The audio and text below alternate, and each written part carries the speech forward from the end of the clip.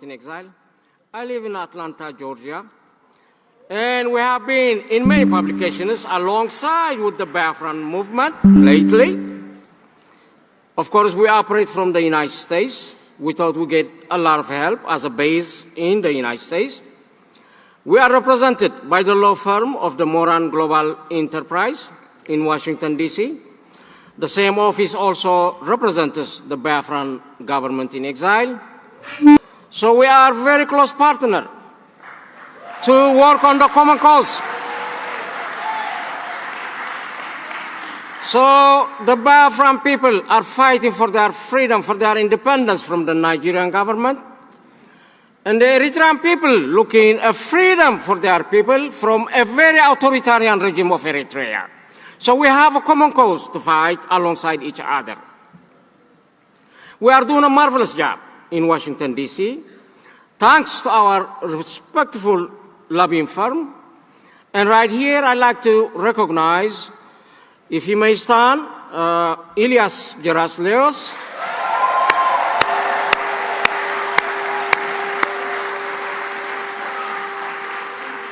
So thanks to them, we receive a lot of friends, a lot of people, a lot of ears that can listen to both of us. I've been in many meetings alongside with the Biafran government in exile. I can see what kind of job we're doing up there. I think we got the straight line right now. We walk in the straight line where it fits. So we're doing a great job.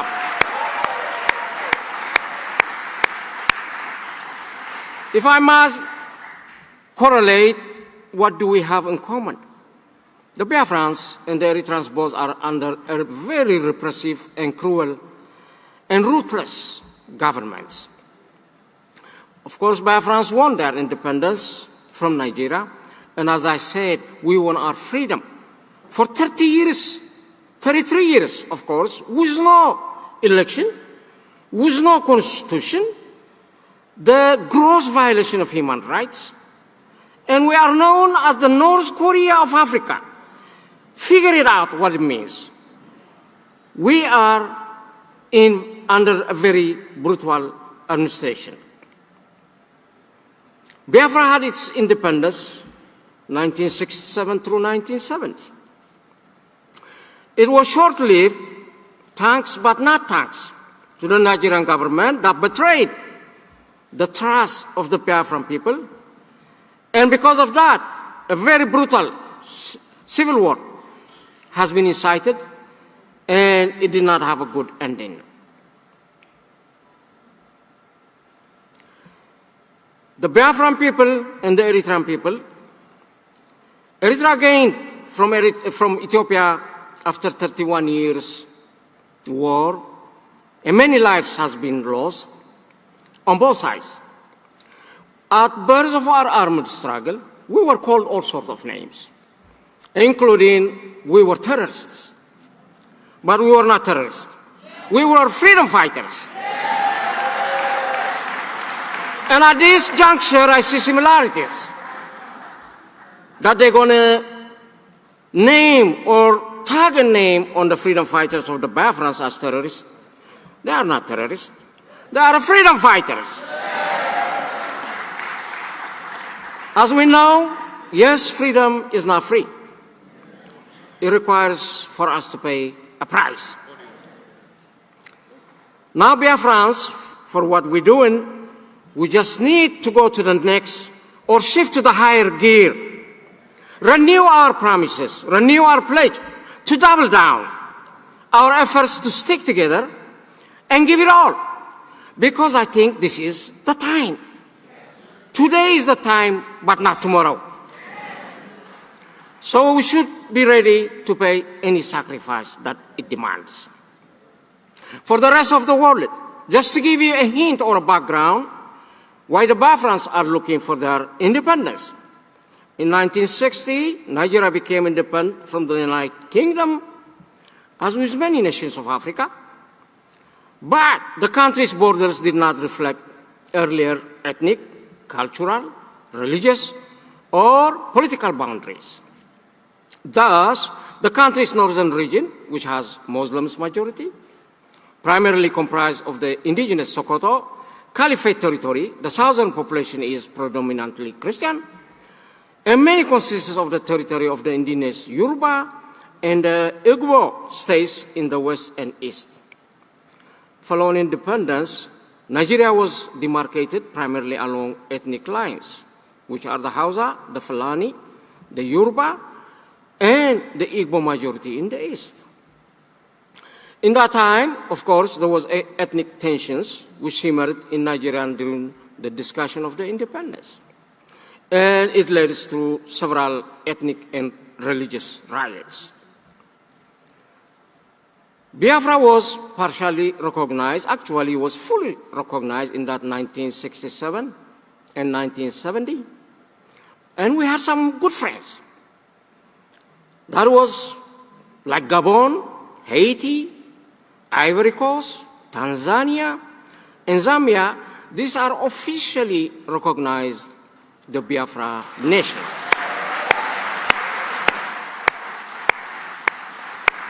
And there were some that recognized as de facto recognition from France, Portugal, Israel, South Africa, and Rhodesia.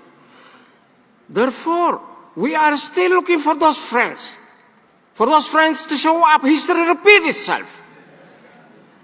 So, as we do our fight, we should always remember who our friends are and who our enemies are.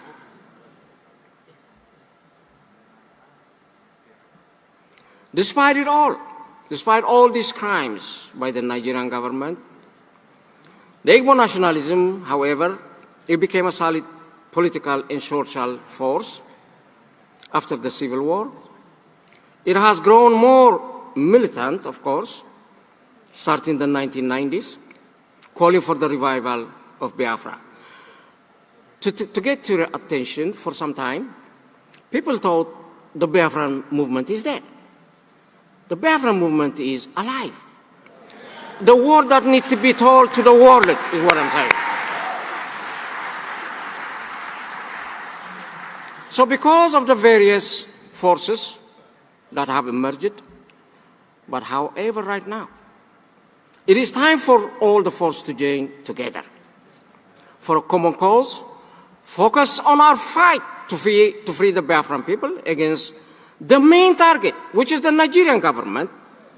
Biafra must unite in one front under umbrella of the Republic of Biafra government in exile and the leadership of Prime Minister Simon Ekpa.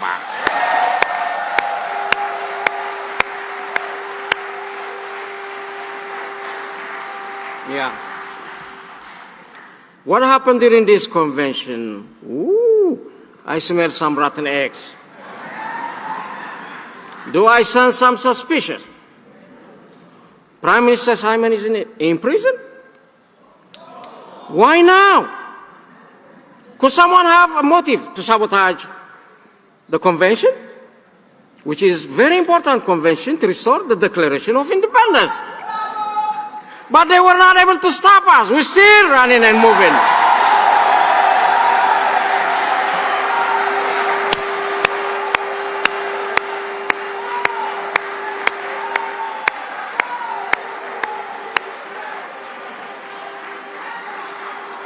Yes. They need to hear the Biafran voices loud and clear. When you cut one of us, we're not dying. Instead, we are multiplying into hundreds, thousands, and even millions until we reach the destination and the destination of freedom. This is a freedom fight not about if, but about when. Biafra deserves to be free. And it will be free no matter the cost it demands. The Biafrans have faced so many arrests, torture, disappearances, calculated repression, and even death by the Nigerian government.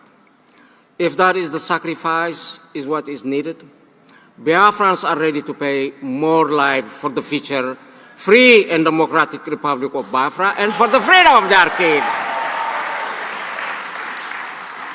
In the journey for independence or freedom, Of course, you will face many obstacles and challenges.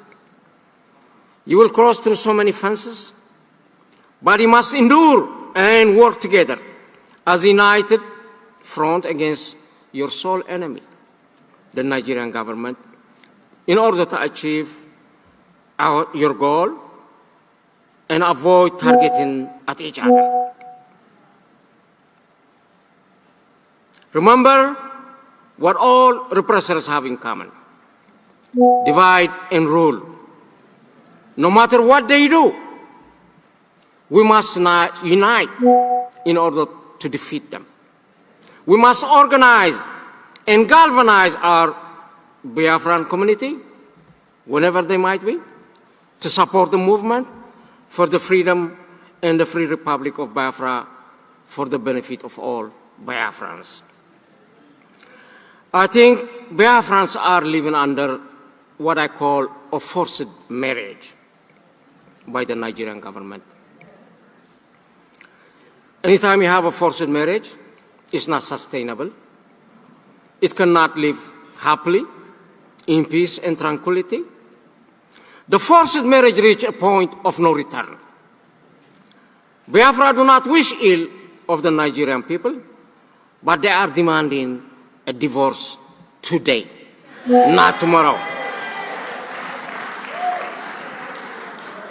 If possible, Biafrans desire for their independence at a minimum cost, for the sake of the Biafran people and for the sake of the Nigerian people.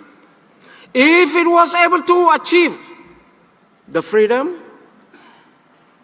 through peaceful negotiations, settlements, dialogue, mediation, in that case, Biafra is ready to engage, while realizing there is no such words as peace that exists in the vocabulary of the Nigerian government. So Biafrans are simply asking to be free in order to decide their future. The hurt this forced marriage is creating is very painful, and it's leaving a lot of scars in the heart, painful memories, which is hard to forgive and forget. Biafran hearts are bleeding. They want the divorce, the marriage to end today, not even tomorrow.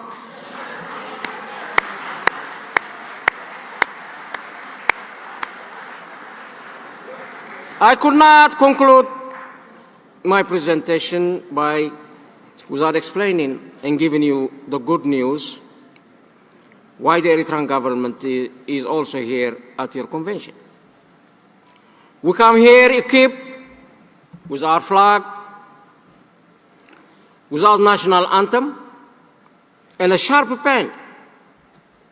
I am ready today to recognize the independence of Biafran government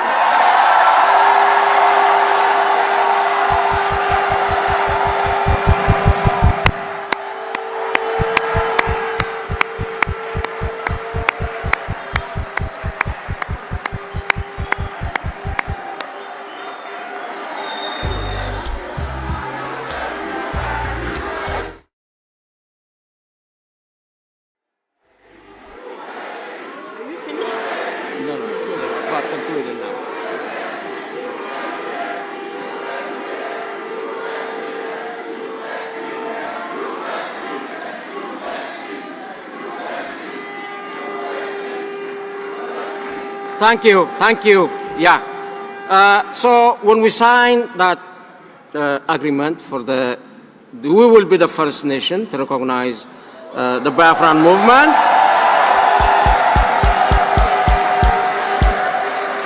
And we ask other friends, other nations to follow suit. This should encourage for the rest to come, support the Biafran nation as the one before. There is nothing to stop them. For God's sake, 80 million population under repression, it is unheard of. So other nations should come and follow suit to support this movement of the Biafran people. We're going to do that. We're going to do that with a stroke of a pen, not a machine gun. So the enemies learn. You can do it peacefully. You can let Biafra free. So what can that accomplish? This even recognition and the Declaration of Independence. The sky is the limit now. The sky is the limit to go. It is waiting some work from us. With a little bit of diplomacy, yes, we can ask nations, yes, even go to as far as to the United Nations to seek representation, come to the list as a observer nation, the same they do to the Palestinian nation. So we got a way to go, but it is doable. From here, nobody can stop you. As I finish my speech, I see some glimpse of light at the end of the tunnel. Yeah. I think it is a light of hope. It must be a light of justice. It is a light of freedom. It is a light of peace. It is a light of love. It is a light of togetherness. It is a light of prosperity. It is a light of happiness. A light of Biafrans going home. And above all, I believe this is a light of an independent Biafran nation. God bless the Republic of Biafra. God bless the nation of Eritrea. Thank you all.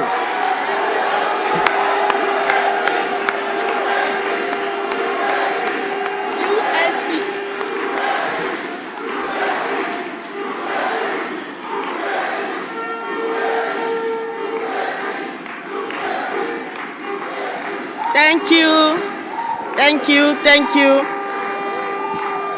Great Biafrans, we are very much encouraged. We want to thank Eritrean President Bahdourai for his noble words.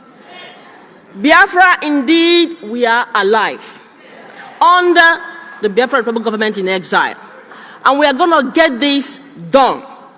Together in a joint force, we are going to focus on who are the problems. And we are going to know that there is nothing more fulfilling than freedom for our people. So without taking much time, I would like us to give another hand of applause to Eritrean President. Thank you so much. USB. So now we are going to go on with the program, and I'm going to be inviting Professor Choma to come up, and we go to the next agenda. We are going home, Biafrans. We are going home. Are you all ready?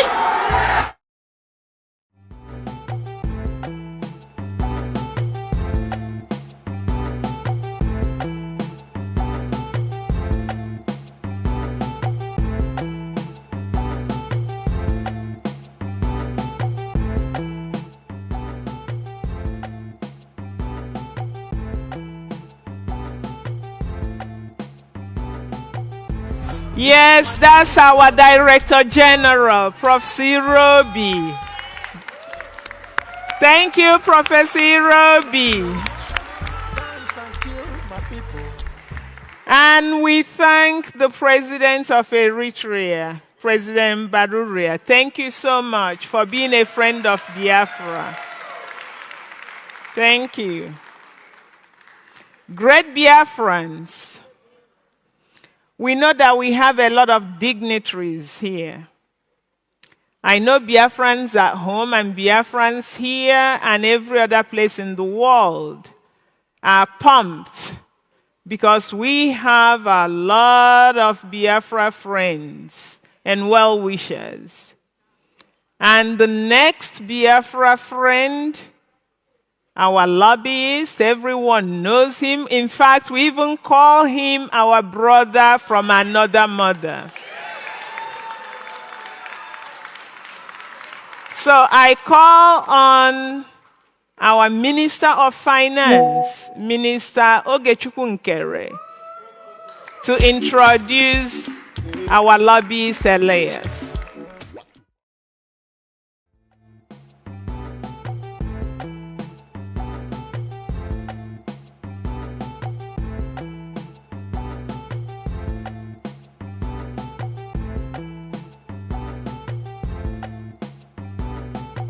Ogechi, Ogechi, Kama. Ogechi, Ogechi, Kama.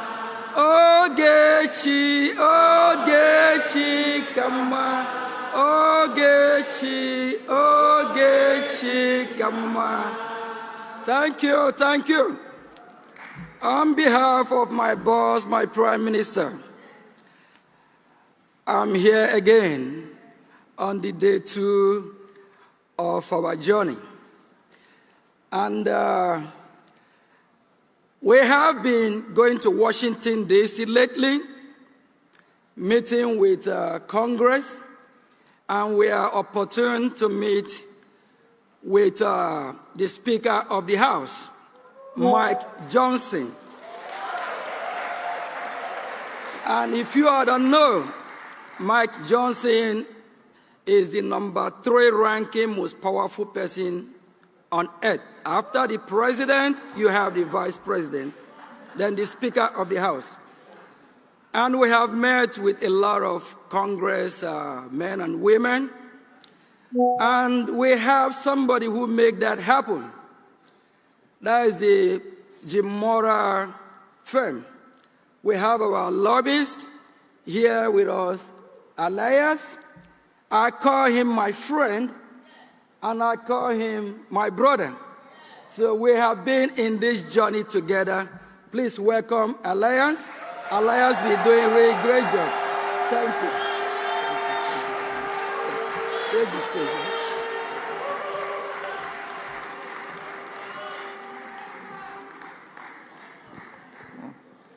Thank you. Thank you for that very generous introduction from the Minister of Finance. Please give him a round of applause for his tireless dedication to the government, and I appreciate his tremendous support. I also want to provide thanks to the Supreme Leader, Mazi Nnamdi Kanu, to the Prime Minister, His Excellency Simon Ekpa, to the Chief of Staff, Dr. Woisele, and all of the honorable cabinet ministers we have here today. To all the dignitaries, and most importantly, to the people Biafra. Thank you. I also want to provide my personal wishes and prayers for the Prime Minister and his family during this challenging time, and will support him to see him through this moment of challenge. I also want to pass along the regards of my colleague, former Congressman Jim Moran, who wanted to come but could not do so due to some personal obligations.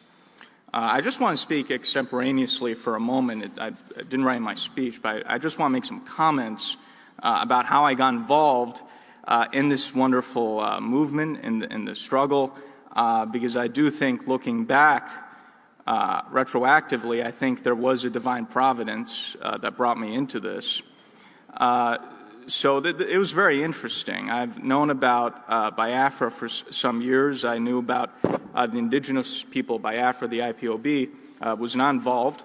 One day, by complete accident, online, when doing some research, I came across this Biafra Republic Government Exile website, and I was very surprised. I thought to myself, when did a Biafra government come into being? So I clicked on the website, I looked through it, I became more and more interested. And then I came across a profile of Simon Ekpa, and I thought, who is this Prime Minister Ekpa? And yeah.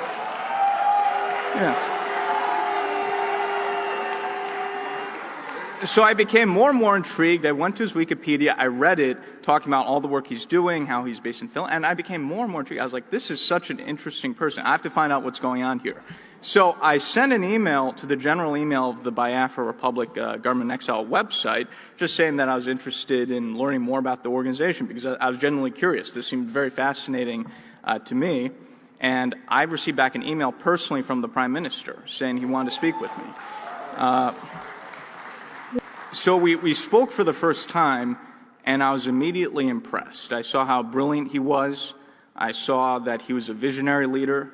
I saw that he knew he was doing, how tactical he was. But most important, I saw that he had the special, intangible qualities of a leader and a historic leader. And I immediately knew there's something very special here. And this is something I've experienced with. I've dealt with leaders, presidents, prime ministers all over the world of different countries. My own family, I come from a revolutionary family in Greece where we've had many generations of freedom fighters. So I have a good instinct when it comes to who has leadership qualities. And I could tell, okay, this person has something very special. And if I work with him, I think we could actually achieve what he wants to achieve. Yeah. Yes. So over time, over many months, we developed a very close personal relationship. And also, he saw something in me, and he said, I really want you to get involved in this. I want you to be part of this cause. And so I began formally my lobbying representation in June this year, and I think in a few months, we've changed the course of history.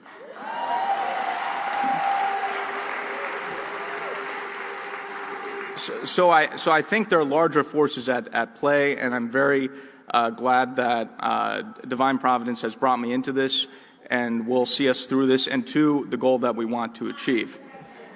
And when I first started this journey, when I first was presented by the Prime Minister to the Biafran people, I said that I'll not only be a lobbyist, but a fellow freedom fighter for the independence of Biafra.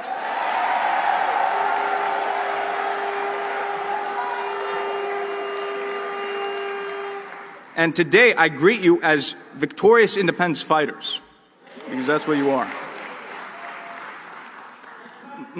Yeah, my friends, this occasion is an illustrious one that will forever be in our hearts and will be passed along to future posterity as a seminal moment in our great struggle for freedom. The independence of Biafra will not only be a symbol of hope for the continent of Africa, but the entire world. Biafra will be a symbol of pride.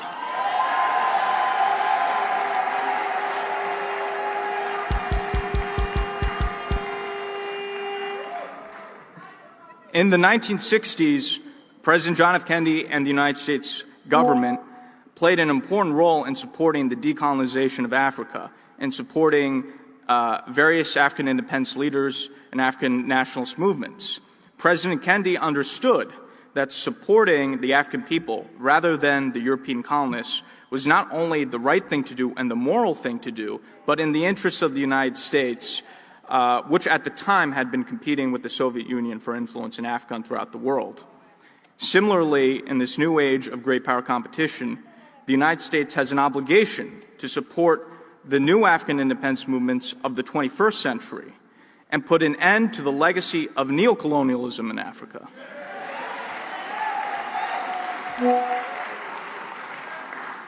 And Nigeria is one of the worst examples of neocolonialism, a failed British project.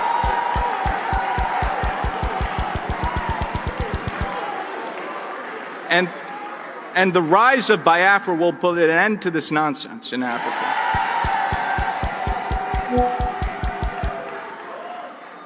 As the Biafran government lobbyist in Washington, D.C., I've taken the Biafran message, or we could even say the Biafran gospel, to the highest levels.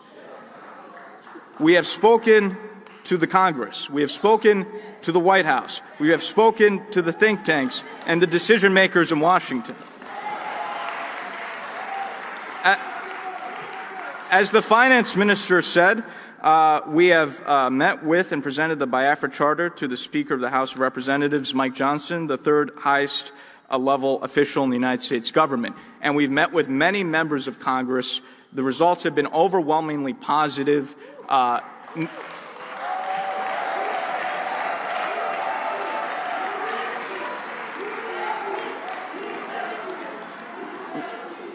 We have received overwhelming support. We've already received many commitments.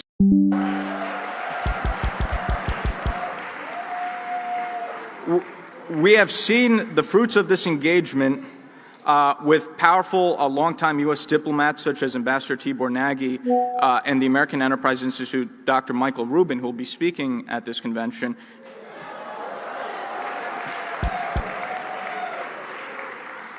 Highlighting the plight of the Prime Minister's detention, even critiquing Finland for what's happening, which is very significant. And in fact, there are articles in the news recently talking about the shock that people have about U.S. officials supporting the Prime Minister during the current detention. So this shows you the impact of what we're doing. In the next upcoming U.S. presidential administration, I believe there will be a number of independent African states or emerging African states which will be which will have their independence recognized.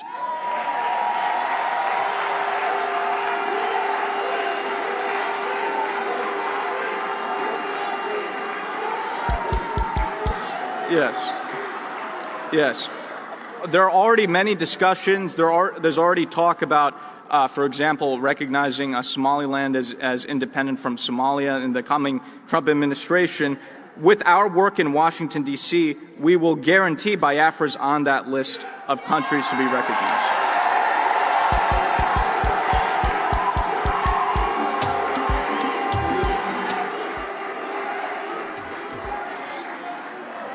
We will achieve U.S. recognition of Biafra. We're already very close. We're not far away. And once we have that recognition, it will be very easy to get UN recognition, other recognition, as I've said before, where the U.S. leads, others follow. So we will get that.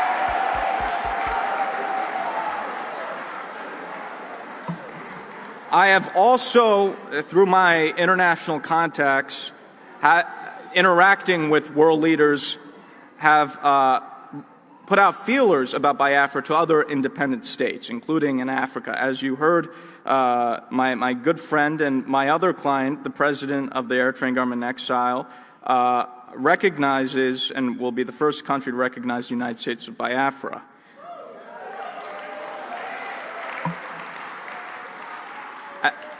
As President Badarai noted, while Eritrea gained independence from Ethiopia in 1991, the people of Eritrea have been under a brutal dictatorship since that time and have not had their freedom.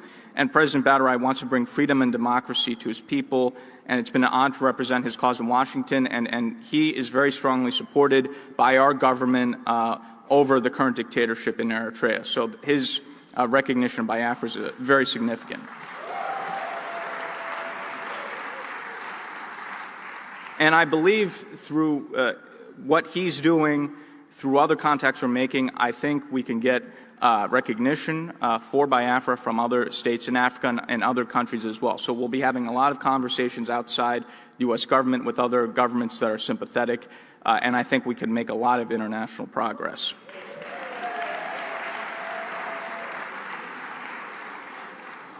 Biafra's struggle for independence is a sublime one, in which the lands of its indigenous people can finally take control of their own destiny.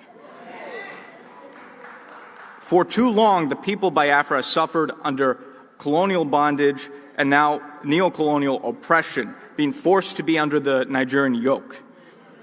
With the declaration of the restoration of the independent state of Biafra, that is all finished with.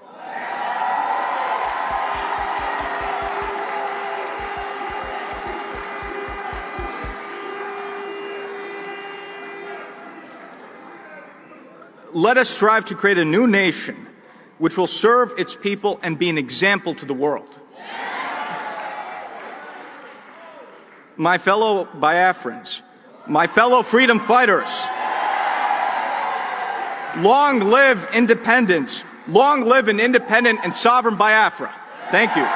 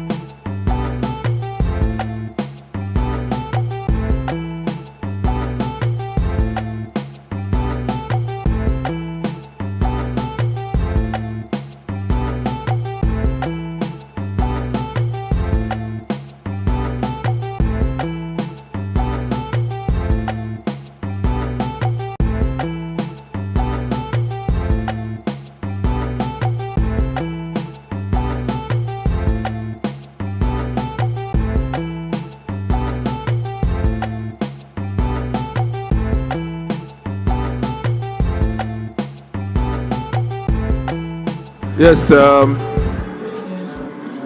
thank you, DJ. Thank you, DJ. Thank you, DJ. Mr. Elias, we want to appreciate you for your words and your commitment to this liberation.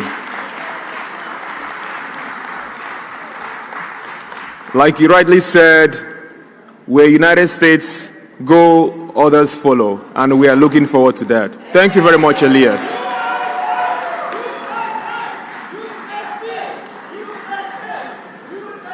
Our next agenda on the list is a presentation by the chairperson of the Biafra Business Department, no other person than Honorable Bridget Wajay. Please come up to the stage. Thank you.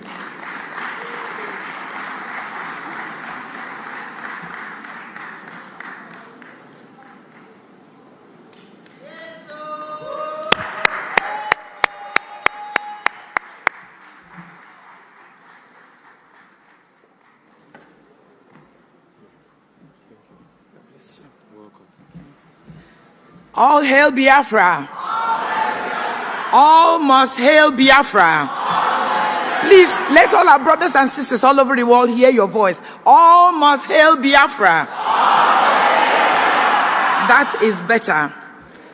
Our consultant, Elias, said, where US goes, the whole world follow.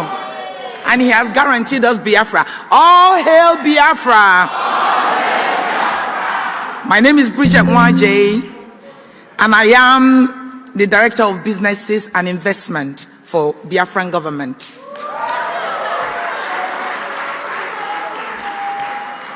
And I am here as the chair of the business team.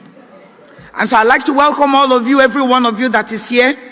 You have made history, all of you. You have made history for your family, all of you. You have made history for your village, all of you. You have made history for our homeland, all of you. Even those that are in the bush protecting us from going there, you have made history for them. It is you that matters. Without you here, there is no declaration. So open your mouth and say, all hail Biafra. All must hail Biafra.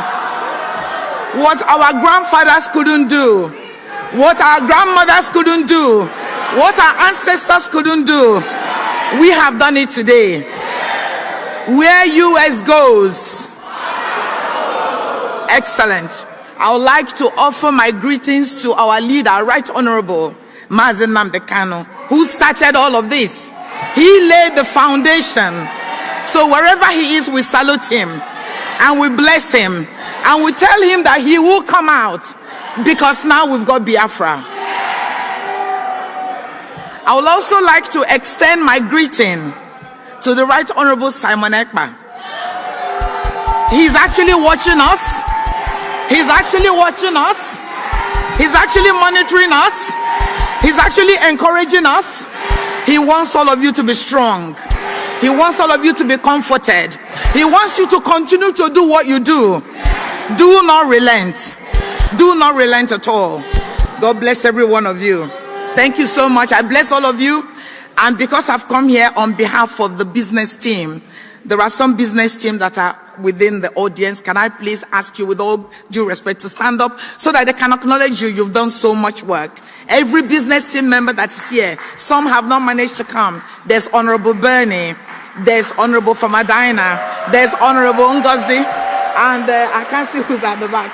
And there's Honorable Reverend Ebenezer. Thank you so much. Thank you so much.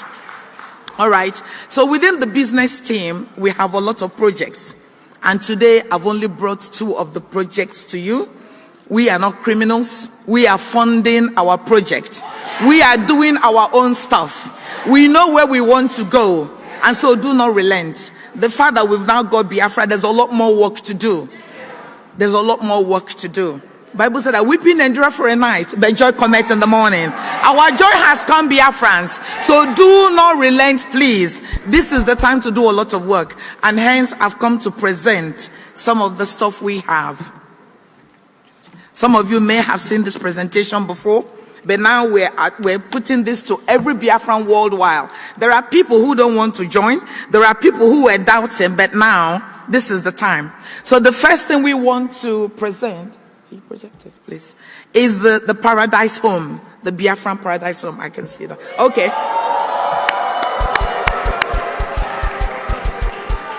So what we've done as a government, working with the urban development, who is the minister is here, right, Reverend Ebenezer. We're working with them to be able to begin to build very beautiful homes. And before any home can be built, there's a lot of work that the urban team have put together. You're talking about the erosions we have at the moment. There's going to be electrification. There's going to be quite a lot of rules and standards. So you can't just come into the new Biafra and begin to build. There will be a standard. There will be a code given to you to make sure that the building does not collapse, to make sure that there's enough electricity. Everything you see in the Western world, we want to do more in the land of Biafra. And so once all of that is done, we are establishing this building. We have studio flats. So if you interested in having a beautiful property within the land of Biafra, within the Ebube is our capital. So we're going to kick off there. But for every 40 states of Biafra, would also have their own capital and have the same property built there. So our studio flats come from $25,000. If you wanted to buy a 1-bedroom, it's $35,000. If you wanted to have a 2-bedroom, $45,000, and a 3-bedroom, $55,000. Now, these are heavily discounted. This is literally about 30% of the value based on the kind of work we're doing with Reverend Ebenezer, the minister, and the team. It will be fantastic. It will be comparable to any property you see in the world. And then we have independent homes. So if you wanted your own 5-bedroom house, we will charge you $100,000. And so if you're interested in any of these properties, please let us know. The street is $15,000, and that street will remain there forever and ever. If you wanted to buy a lane, please invest. If you wanted to buy a crescent, all the prices are there, and I'm sure you can all see it. If you wanted an avenue, if you wanted a boulevard, that will cost you $100,000. Now, there are other buildings like the hospitals and the stadium. Some of those we probably sell them maybe in the near future, and some will also be given to our heroes and those that have done a lot to make today possible. But at the moment, this is what we are selling. So if you are interested, there's a whole document. We've got a whole legal team that are working on this, and they'll be very honored to work with all of you. So just like a kind of intro, this is a sample of our studio flat. So that's how it's going to look. We're not going to give you the bed though, but all the... So don't come and say, where is my bed? Where is my pillow? Where is this? You need to do that bed, but the ambientness of it will be comparable to some of the best hotels you've seen today. So that's an example of our 1-bedroom. That's the studio. We're selling for $25,000. And then we've got our 1-bed. We've got our 1-bed in a complex, really, really beautiful, well-serviced property. And that's going for $35,000. And then we've got our 2 bedrooms and our 3 bedrooms. And we've got the box homes for $100K. So again, if you're interested, do contact us so we can have the conversation. So what we've got, what you can see here is again is the map of the area. So within that will be sections for businesses, sections for leisure, and section for homes. So it's all being sectioned out again by the urban development. There's an extensive amount of work being done, and of course our PM is part of this group. He oversees everything we do, and we work well with him. So everything I'm saying today, we've discussed it extensively, and it's been approved by our PM. So that is the property. Please, Biafrans, both those that are here and abroad, wherever you're listening to, this is the right time to key in, because where US goes, the whole world will follow.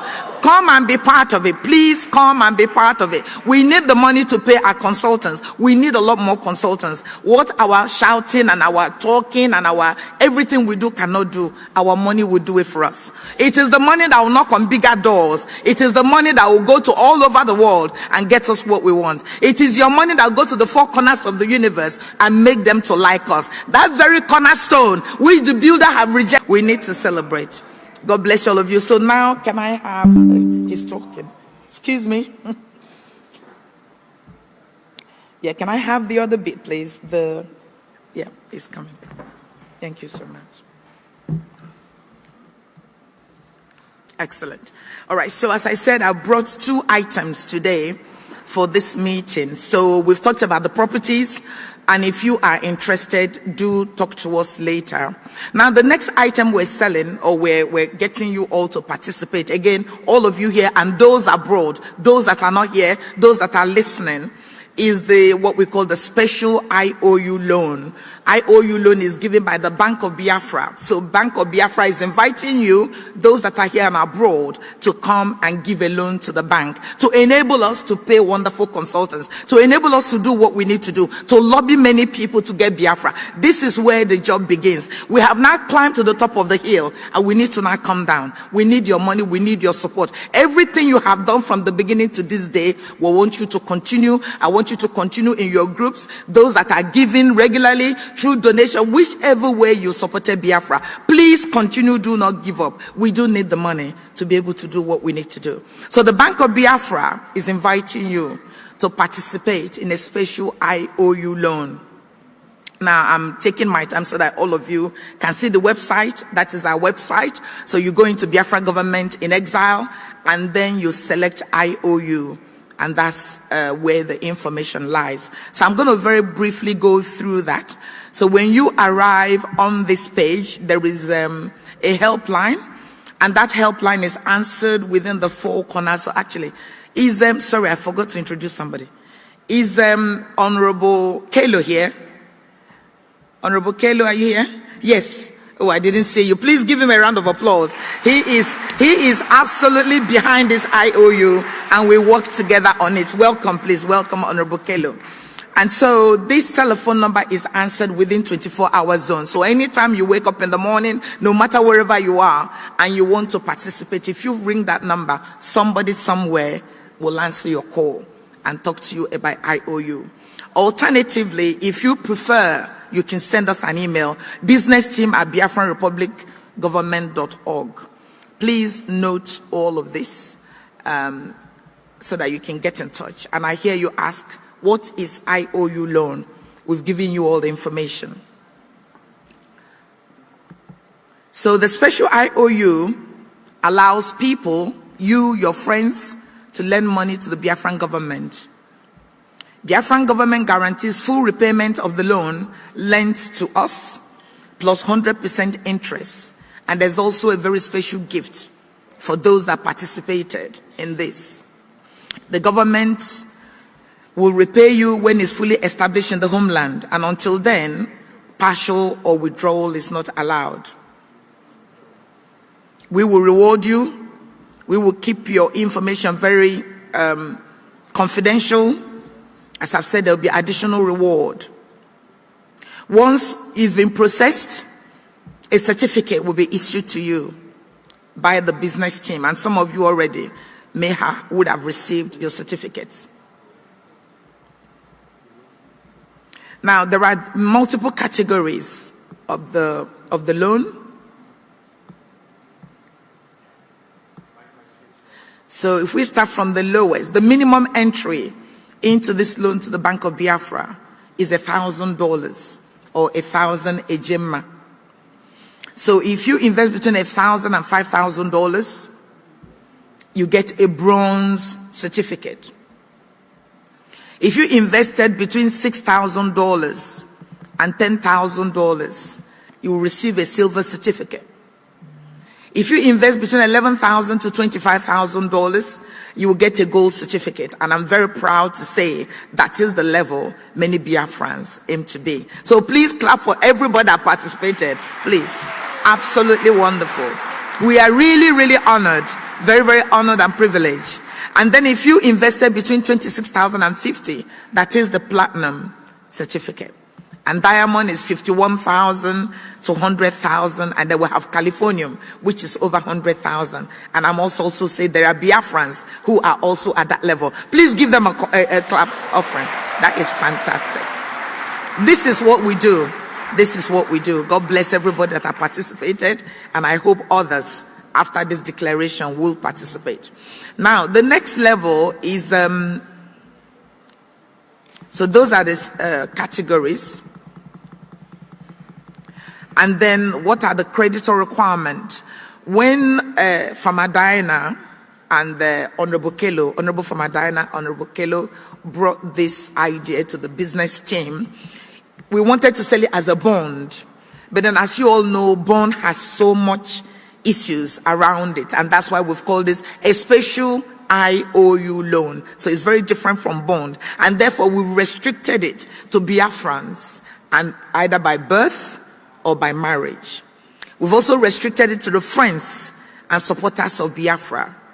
The creditor must be at least 18 years of age, and yes, you are allowed to purchase multiple IOUs. When does it mature? The loan matures. All IOUs will mature when freedom is restored and Biafran government is fully established in the homeland. And until then, partial or full withdrawal is not permitted. So when you go online, all those information are there for you. And then we've given you the step 1 and step 2 and step 3 and step 4. Those things are the things I've already just covered. And then once all of that is done, that is a very simple form. Your details, who is your next of kin, are you a Biafran, your address, all your details are there on the form. And then if you have more than one next of kin, you need to complete that information. And again, the helpline is there if you prefer for somebody to support you, please give us a call. And again, we've repeated the categories to enable you to understand. And then you'll ask you, how much do you want to give? And when you click that, it gives you the whole category, of how much you choose to give. And then you choose your method of payment. Are you paying by a card, PayPal, wire? All the payments are there. Are you paying by third party? Third party is where you give money to somebody to make the payment on your behalf. And once all of that is done, you need to acknowledge and accept. I hereby acknowledge that I read, I understood, and I agree to all the terms and conditions of this IOU loan contract. The act of this document, submitting this document, constitutes full and binding acceptance of this contract. And then you check it there, and once you've checked it, you submit. And as soon as you submit, a copy of the form will automatically hit your email address, and that's it. And then within 10 working days, if all goes well, your certificate will be issued to you. And then you just select this key and you make your payment. Dear Biafrans, we do need your support. Biafra needs your support. It isn't just about the declaration. It's beyond today. It's what you do, how you support us, that will make us pay our consultants and so many other consultants. There are lawyers, international lawyers we need to bring on board. We need a lot more than our brother Elias. If you pay him, we get him to coordinate. It's only your money that can help us to do this. So I appeal to everybody, both here and at home and abroad. We do need your support at this stage. Please participate in an IOU. Please purchase the property. Even some of the people who have actually invested in the property or that have invested in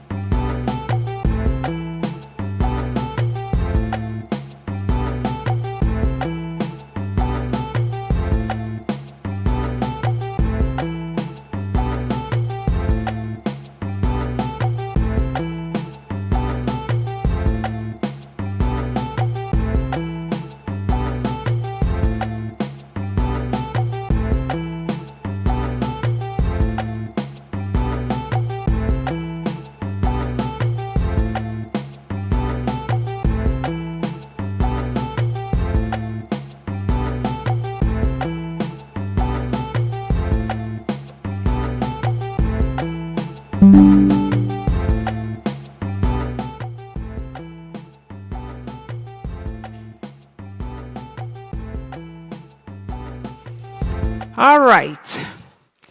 So we are still continuing with the theme that we are on. And now, we call on stage Pharmacist Diana Eme. Pharmacist Diana.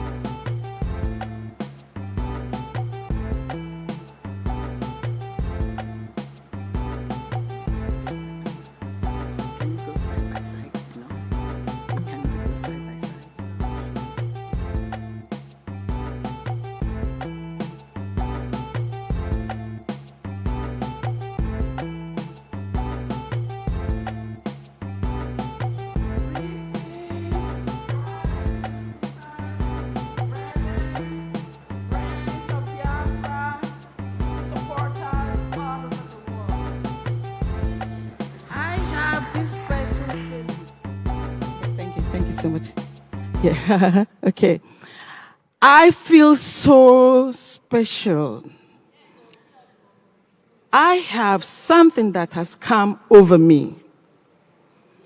Anyone that knows me can hear me say always that I am not happy for the fact that our ancestors lived under the condition that they did. Why did it take so long?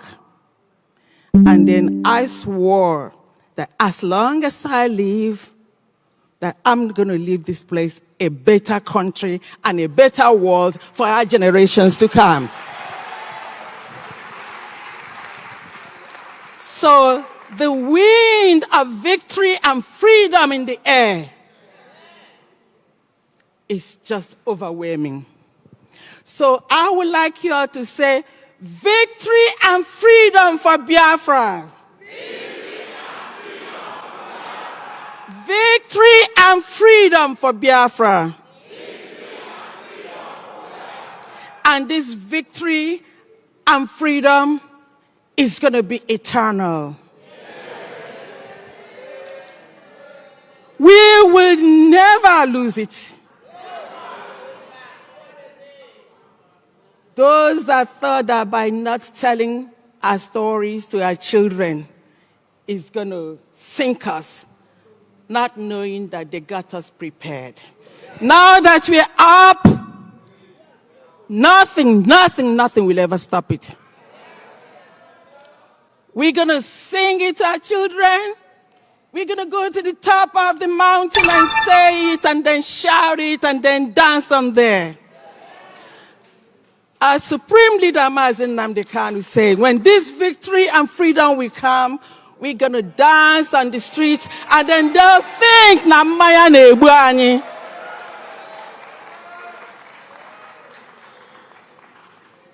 It's going to be eternal.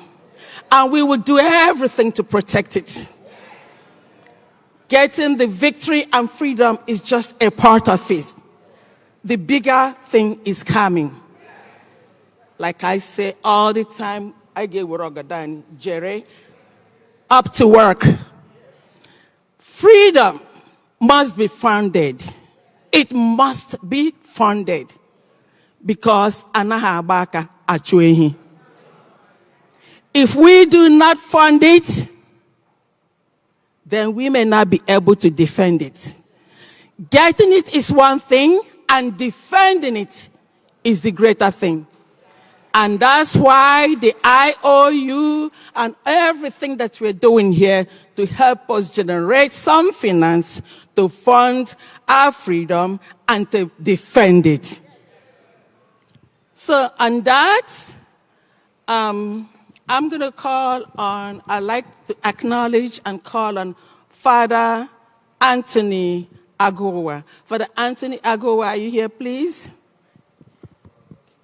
Is he here? Father Anthony Agowa. Father Anthony Agowa, if you're here, please can you stand up and let's acknowledge you. Actually, I would like you to come up to the stage, Father Agowa, please, if you can.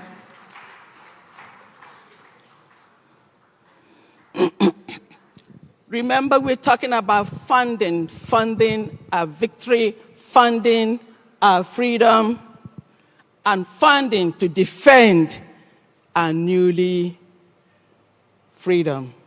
Thank you for the Agowa. Yeah. Not good. Yeah.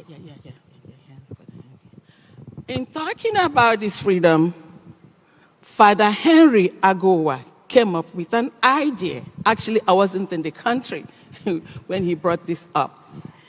And then mentioned it. We showed it to our PM. He liked it and then said that we should work on it. Even though it was a very short-term project, just 2 months.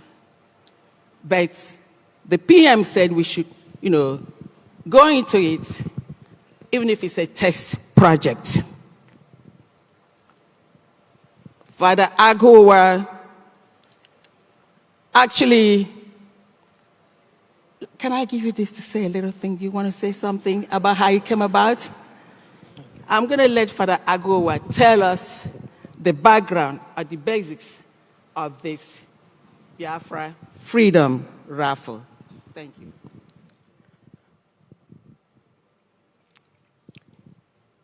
Freedom for Biafra.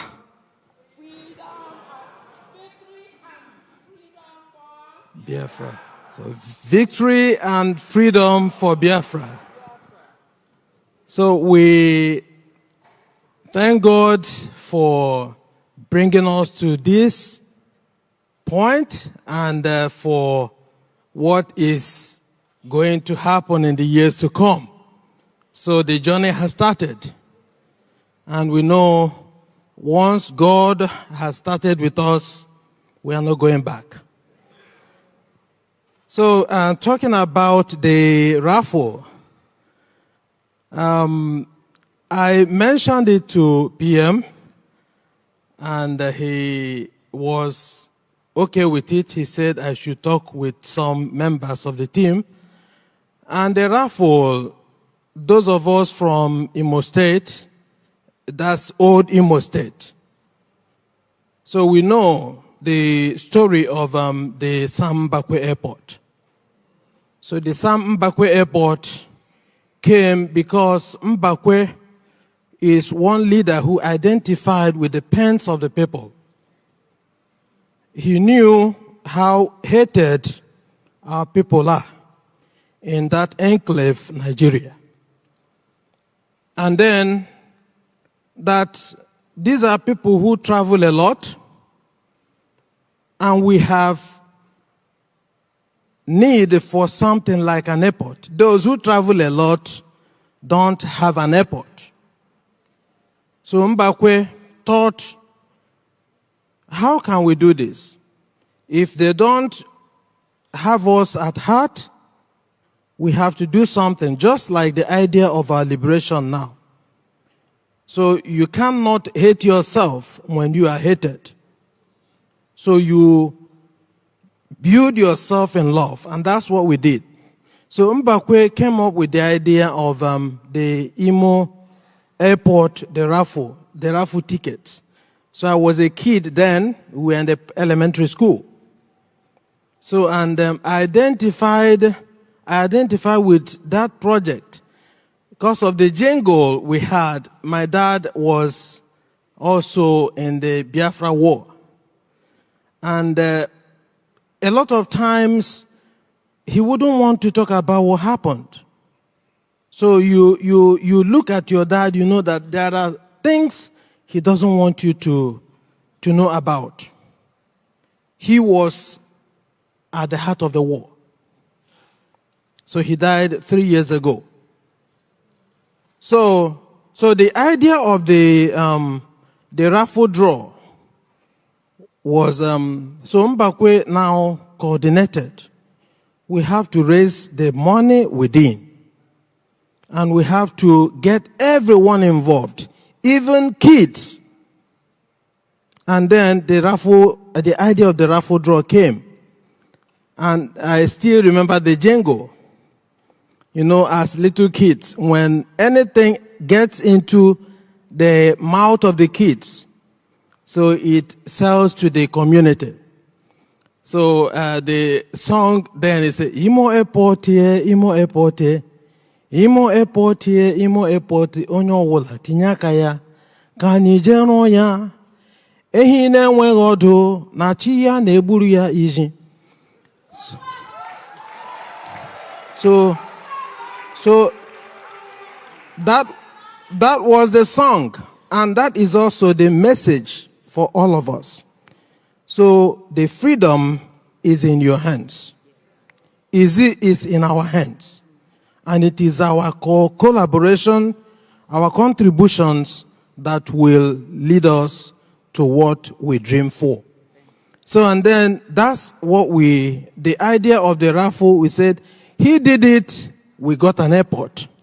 If all of us contribute too, by buying the tickets, by supporting the raffle for the liberation of Biafra, we will get our dream as quick as possible.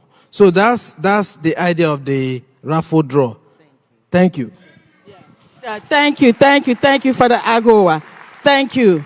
And one thing he forgot to mention is the symbolism of the $20 raffle.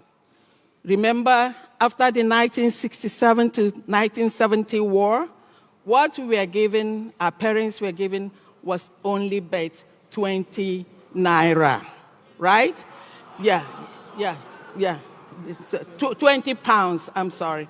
So that's the symbolism. And then we decided, now we're going to do this for $20, and this $20 is going to be for victory, and it's going to be for freedom, and it's a win. All right? Okay. So here we're going to play this raffle now. We're going to do the drawing. You know, the British government is known for its transparency. And we are going to watch it, not behind the scene, but you're going to see it it's going to be projected.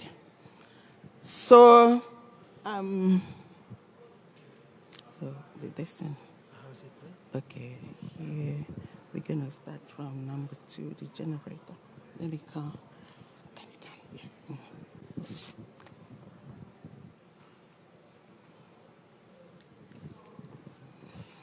Okay, so first of all, I want Excel. Okay, is it projecting now? Okay, just stand by because I'm going to need you again. If you look at the projector there, you see some numbers. Like I told you, this was a short-term project. It is a test project. And then with the results of what we got from this test project, we're going to continue it after this time. And me, you, and everyone going to have to key in. We have to play this raffle because when you play, you win. if you don't even play, you still win. It's our freedom, right? It's for our freedom. We call it Biafra Freedom Raffle, or Biafra Raffle Freedom. So that's what it is. So here, if you look at there, you're going to see, like I said, it's just 2 months. And then within that 2 months, a lot was also achieved. So you see the names of the people. You're going to see the player's name. You see the phone number. And then you see their email. Those that played this raffle, all you needed was just your email. You can also even go there as a guest. You don't have to put anything. It's your email and then your credit card or your gift card. So with this, we're going to do what is called, random. So the email address to be removed because the person do it. Okay. So just take this in there. Okay, thank you. That's good because that's what we're going to. I may not even show. Let me just show only the random generator. But we're going to use this so that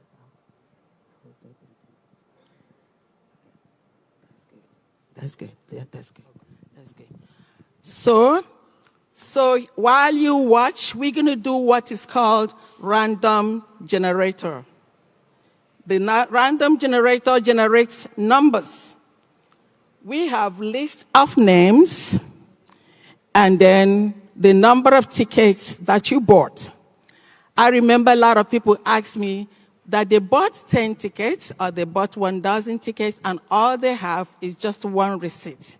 Yes, that one receipt is in here. It's going to come up 12 times if you bought 12 tickets. If you bought 1 ticket, it's going to come up 1 time. If you bought 10 tickets, it's going to come 10 times. So you have 10 times, chances for you to win. So now we're going to put the minimum random number and then the maximum. And then we are going to watch it.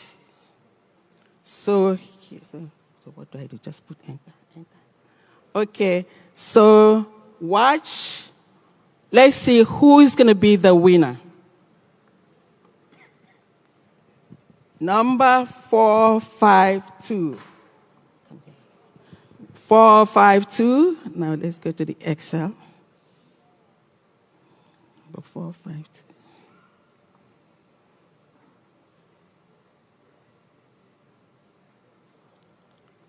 Okay.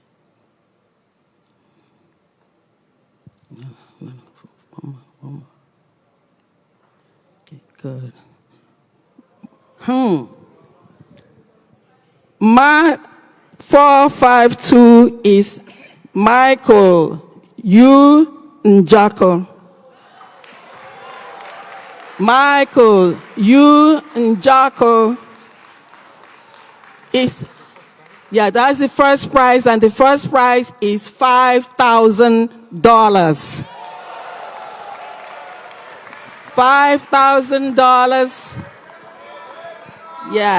Yeah, Michael U. Njako, are you here? Yeah, 5,000 hard currency ejema.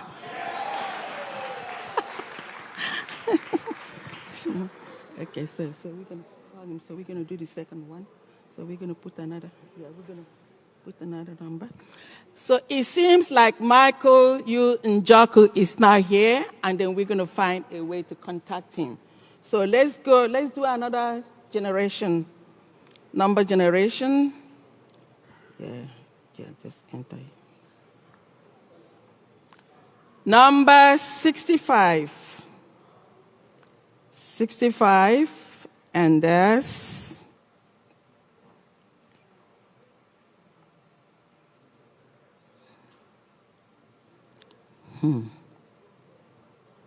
65. What number? 65. Is it 65? Mm-hmm. That's the next one. Yeah. 64? Yeah, so this is 65. Yes. 65. Okay. Bellaria Circle, No. It's Florida. Ebu Ano. Ebu Ano, Florida. The player is Ebu Ano. Woo! So we have a winner. Ebu Ano. Yeah. So that's the second winner, and that's 3,000 hard currency ejema. So the next one.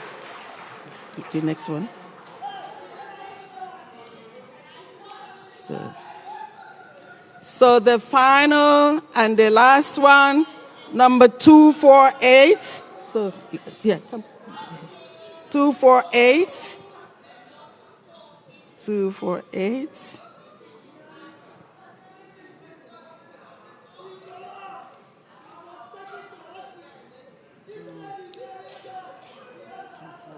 Yeah, 248.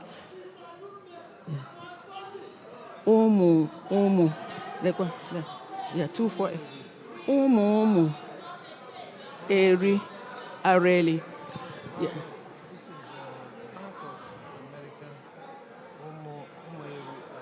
Yeah. Yeah. I say, it's not a but I say, Umu, Eri, and Areli. Okay, the third winner is 248, and that name is Umu, Eri, Areli.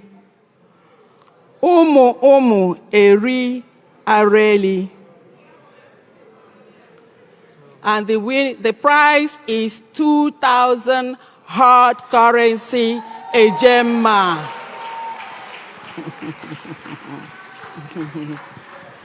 Thank you, everyone.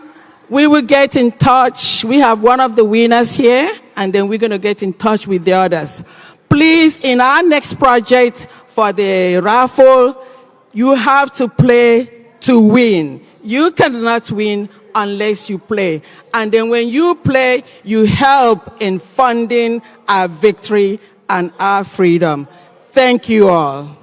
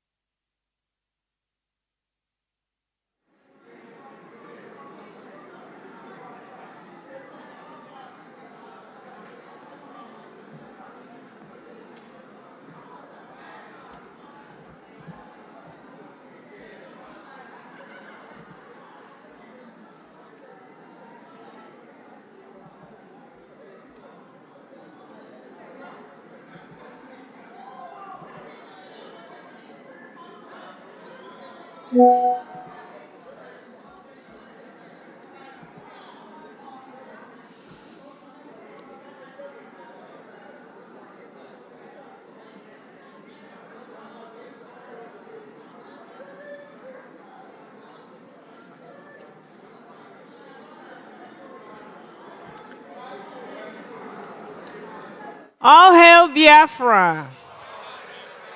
All hail Biafra. We thank Pharmacist Diana Eme, Father Henry Agunwa, and the entire team.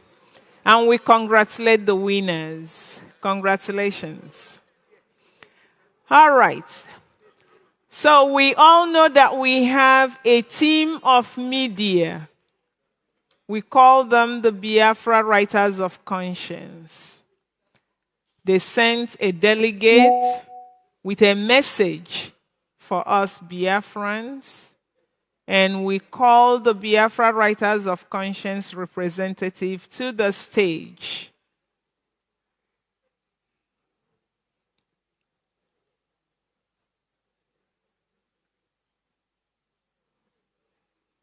Mr. Simon, are you here?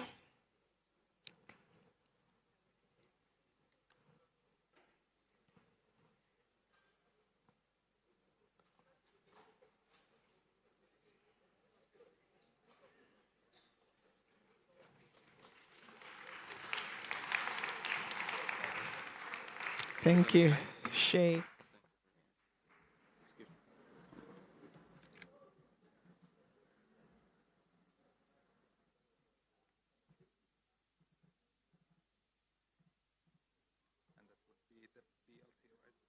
Sure.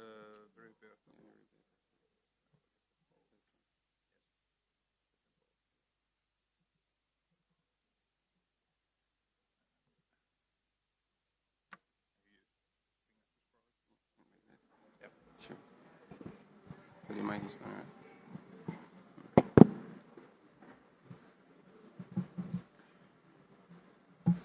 Good afternoon, great Biafrans.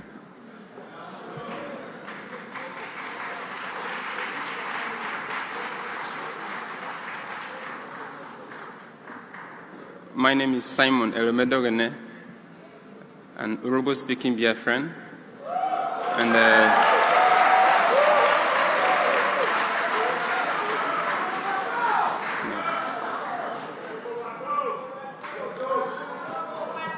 what do I do? And I'm here to represent the media team, BRGIE, Biafra Writers of Conscience, BWOC. Still on the course, it says, ladies and gentlemen, distinguished guests and fellow countrymen, I welcome you to this historic and monumentous event. The Biafra Restoration Declaration Convention. Today, we gather to reaffirm our unwavering commitment to the sovereignty of Biafra as a nation-state. First, let us honor the towering giant on whose shoulder we stand. We extend our heartfelt regard to our eternal leader, our revered Chukwu Emeka Odumegwu Ojukwu, the visionary leader who boldly declared our sovereignty. We salute Philip Effiong, the courageous second in command who ensured the flame of hope never dimmed.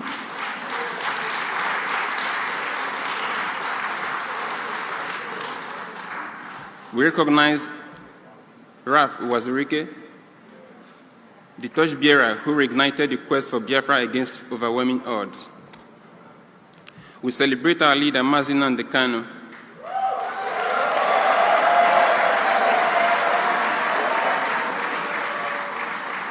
whose bold voice galvanized millions into action, and Mazi Simon Ekpa Unjoko,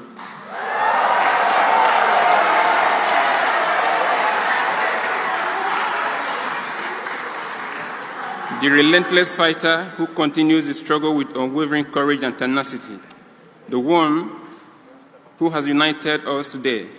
We salute all the brave heroes and heroines of Biafra from 1967 to 2024. Your sacrifice have borne fruit today.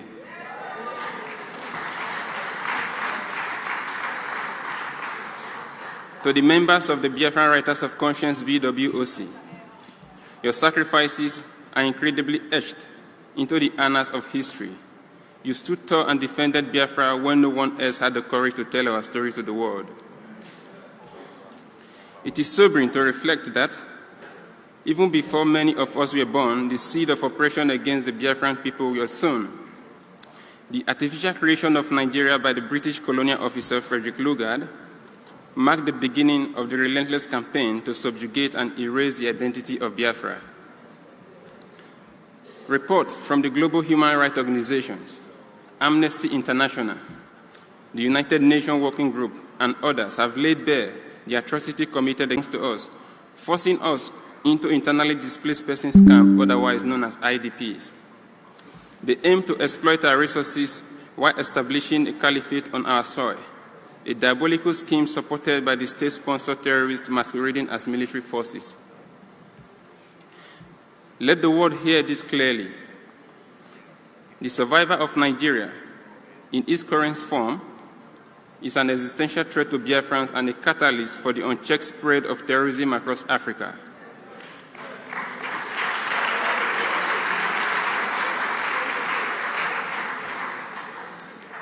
If left unchallenged, this evil will fester and grow, endangering the entire region. The agenda is to encapsulate in a chilling slogan: take everything from them and leave them with pain and death. For decades, they've plundered our resources, impoverished our people, and turned our land into a battlefield of misery. We remember with heavy heart the genocide that claimed millions of lives over 36 agonizing months, Our men, women, and children were starved to death, their bodies abandoned as fodder for vultures. The world turned a blind eye in the process, deceived by propaganda that painted us as rebels, while we were merely defending our right to exist.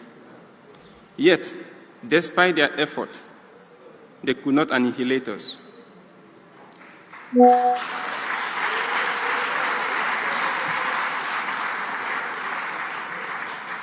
We are the descendants of survivors, and today we proclaim the unwavering resolve. We will not accept a life of subjugation. Our destiny is sovereignty. Our right to exist is non-negotiable.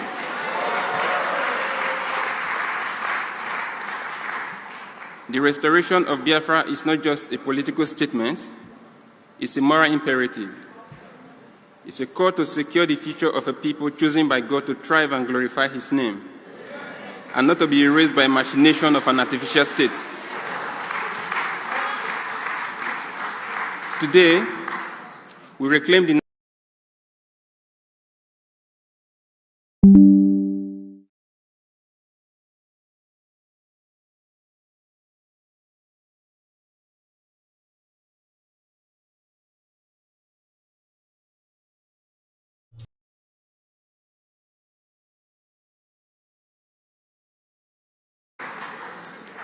If left unchallenged, this evil will fester and grow, endangering the entire region.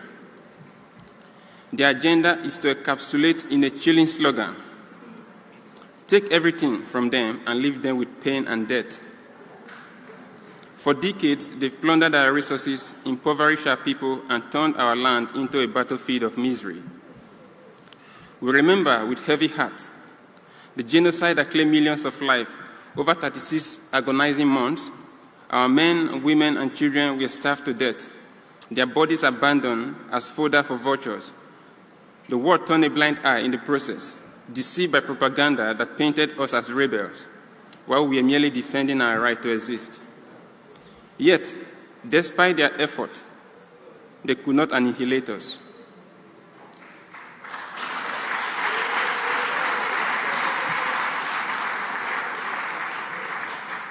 We are the descendants of survivors, and today we proclaim the unwavering resolve. We will not accept a life of subjugation. Our destiny is sovereignty. Our right to exist is non-negotiable.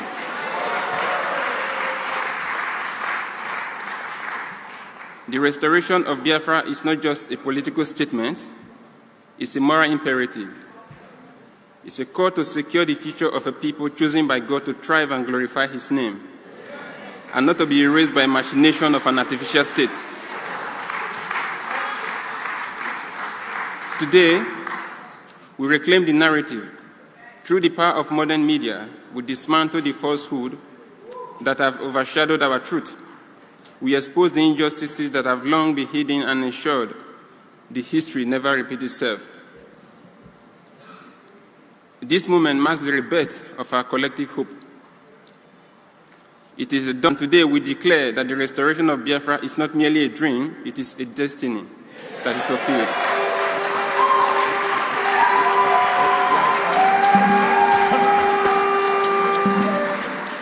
God bless Biafra. God bless the heroes and heroines of our struggle. And may He grant us the strength to see the vision through to total fruition. Long live the sovereign, independent United States of Biafra.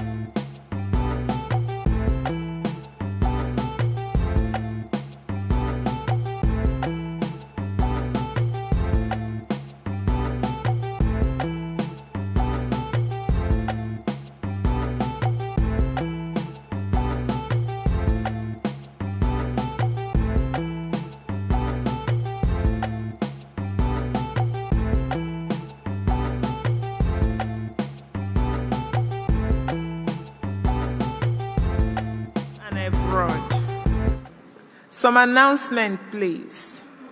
We have a missing phone case with iPhone 13 in it. Please, if you find it, please reach out to Pastor Rose Allen. Pastor Rose. And all, please, you are reminded to keep your phone silenced while the procedures are going on. So if you find the phone in a phone case, please reach out to Pastor Rose. She lost her phone. Thank you.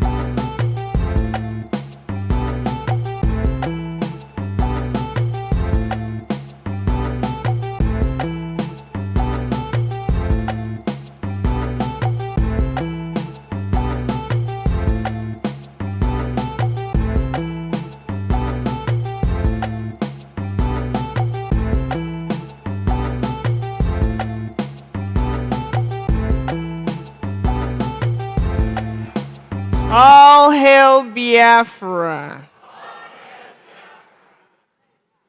Now, it is our honor, our collective honor, to welcome Michael Rubin from the American Enterprise Institute to talk to us about issues relating our freedom. Welcome, Michael. Thank you very much. Let me begin by saying... Recording in progress. let me begin by saying Biafra exists. Biafra exists.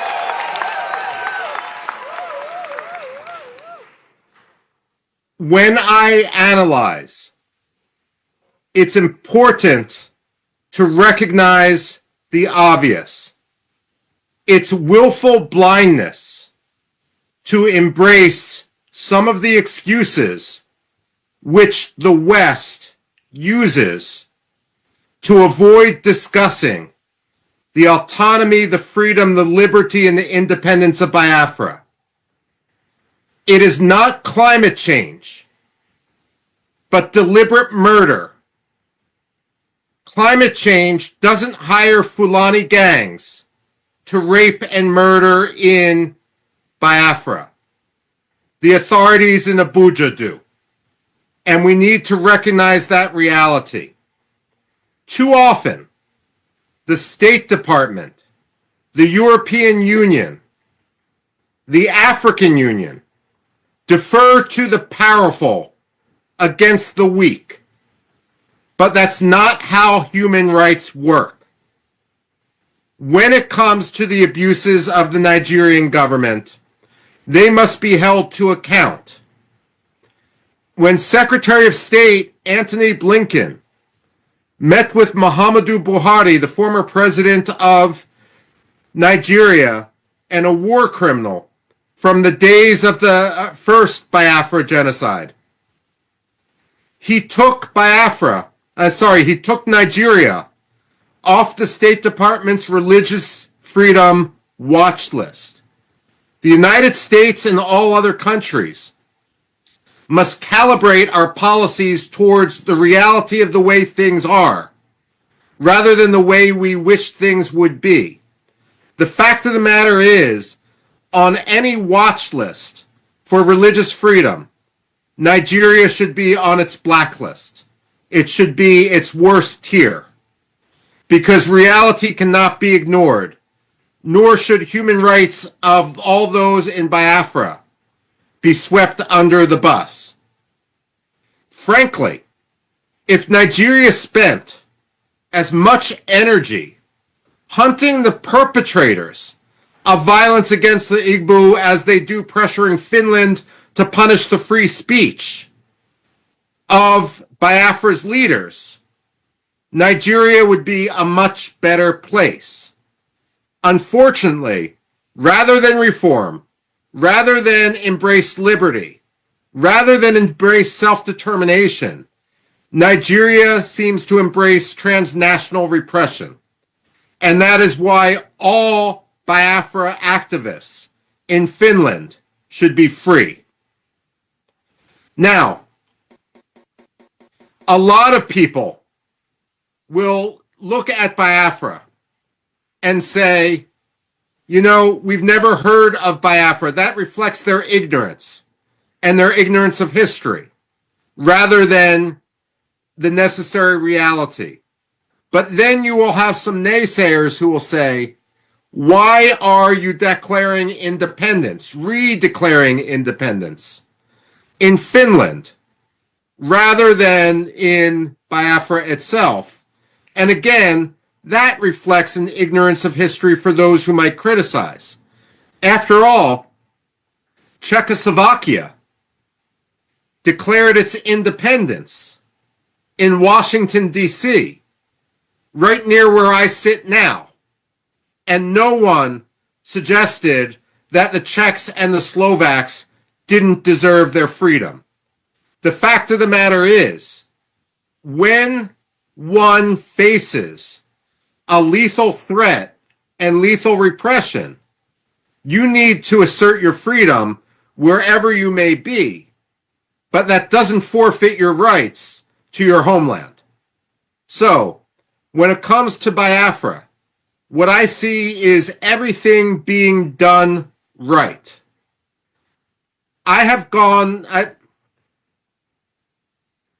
Let me put it this way. Again, I say this as an academic. I've been to many places around the world in which people desire their freedom. I've been to Iraqi Kurdistan, Turkish Kurdistan, and Syrian Kurdistan. And I've written a book where, while I empathize with the Kurds, they are not yet ready for independence because they have not taken the basic steps to form a unitary government that can step into the vacuum on day one and lead their people. That is something that the Biafrans have, a mistake the Biafrans have not made. What I see today with the organization of the Biafrans has been absolutely and completely admirable. You are not simply symbolically declaring independence. You are setting in motion a government which can take over all functions of the government. Now, some people may complain that Biafra now has its own army, and they may say that is a terrorist action. They are wrong.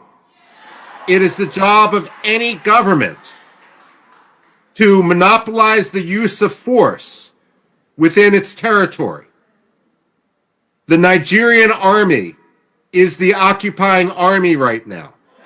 Its job is not to monopolize the use of force within Biafra, because they have shown when they use force, they use it not for security, but to perpetrate insecurity.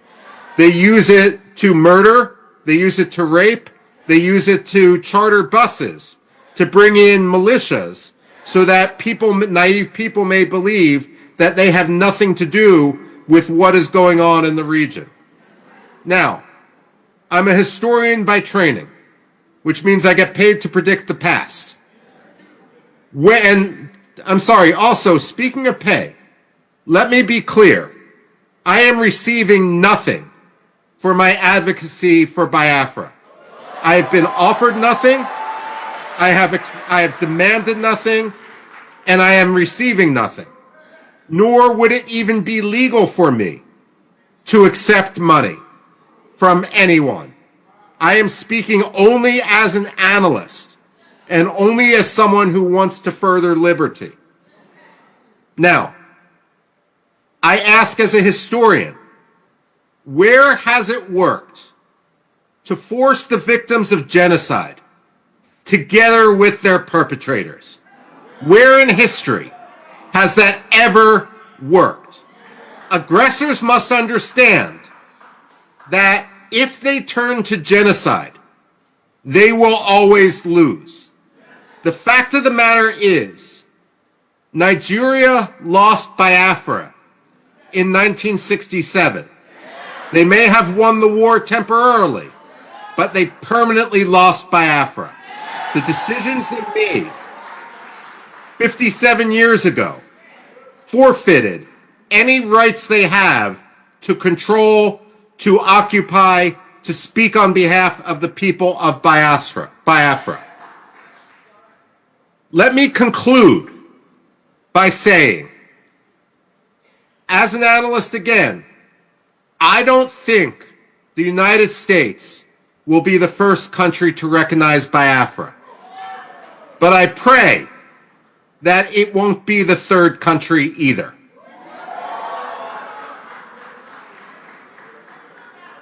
Biafra to move from Finland and to lobby vociferously night and day in order to ensure that the African Union recognizes that Biafra is already more organized, already more capable of statehood, already will have a higher standard of living, already will be at peace with itself and its neighbors more than many other African countries. And therefore, it will be a boon to Africa, a boon to the African Union, a boon to the spread of democracy in the region, an anchor for stability in the region, in an area that is increasingly unstable, especially as people come from the north in order to destabilize. So let me conclude by saying with my very short remarks that I wish I could be with you there today. Family prevented me from coming. But I admire what you're doing, I follow what you're doing, and I pray for what you're doing. Long live Biafra.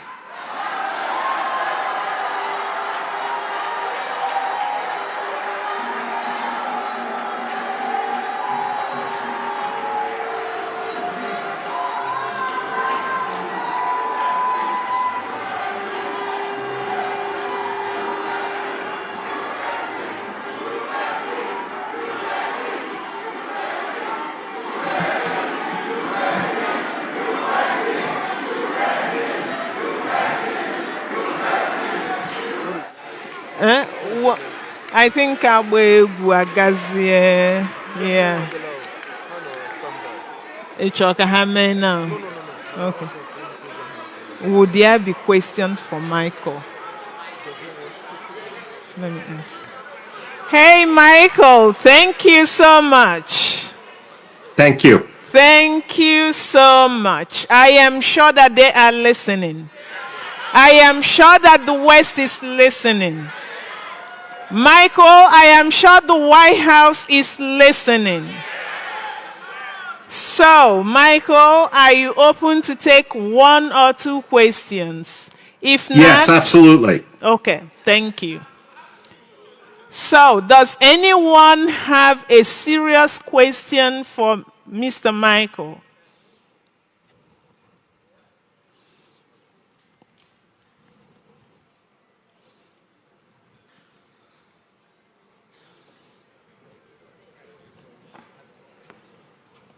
Hail Biafra. Mr. Michael, I thank you for taking the opportunity to speak to Biafrans, and we appreciate what you're doing. My question is, have you had a cup of tea with Donald Trump this morning? I've had a cup of tea, but that's all. We need to know.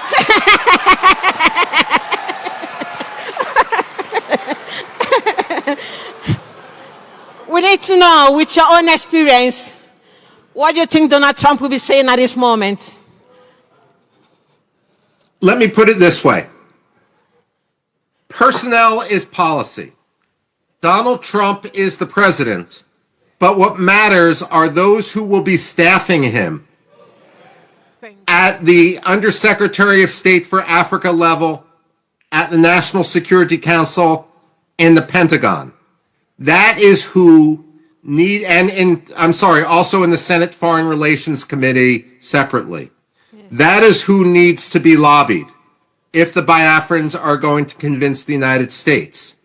Quite frankly, American attention right now is on China, it's on Russia, it's on Israel.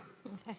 It behooves the Biafrans to make sure that Biafra gets the headlines for the right reasons. Okay. If I may, and this isn't an either or, yes. The Somalilanders have been at this for years and have made tremendous strides.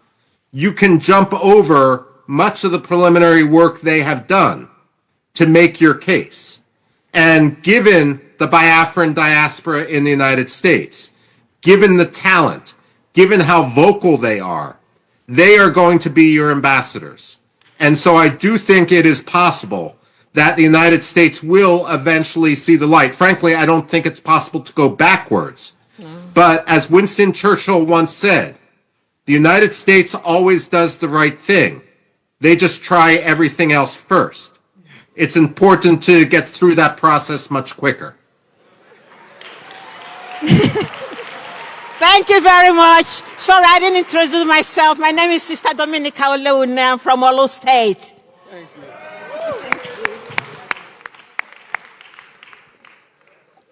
you. Okay.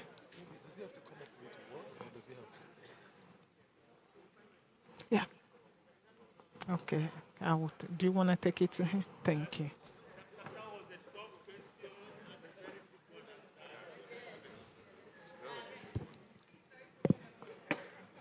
Michael, I'm sorry, I wanted to stay down because I thought I was very tall, but let me climb up here.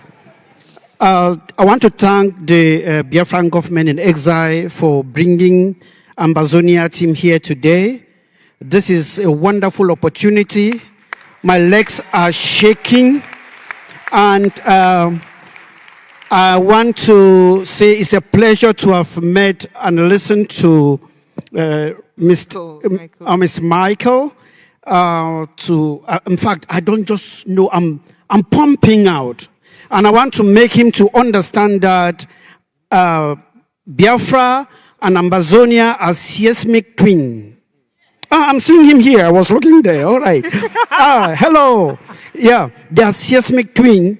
And I just want to ask you if you've also made some research on the genocide La République du Cameroon is emitting in Ambazonia, with the scorched earth policy, burning of villages, amputation, burning of fathers and mothers in their houses. And if that is done, that would be a very, very great thing for me to take home today. And hail Biafra. Thank you very much. Speakerphone to hear about the situation back home. So I am aware of the situation. Aside from a brief airport layover in Douala, I've never actually been to Cameroon. And I would hope to be able to write more about it in the future. The closest I have gotten is to the Central African Republic. But look, without doubt, this is my frustration with the United States. Africa is the second most populous continent. It is, when I look at the economy of Africa, largely, the fact of the matter is Africa is the continent of the 21st century. And I find it shameful, the difference between the rhetoric of the United States and the reality of our policy. We should not be ignoring Africa anywhere. And that means not only the good news stories, but also the problems, such as what's happening in northern Cameroon. Thank you. Thank you, Michael. Thank you. Yeah, please, do you still have time for a few more questions? A lot of Of course I do. Okay, thank you. You won. Just a second. Thank you. Yeah, you can come.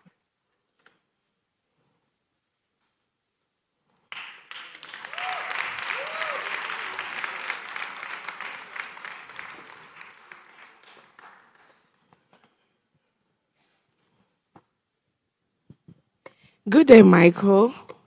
Good day. How are you doing? Very good, thank you. My name is Dr. Ngozi Orobweze. I am the Chief of Staff to the United States of Biafra.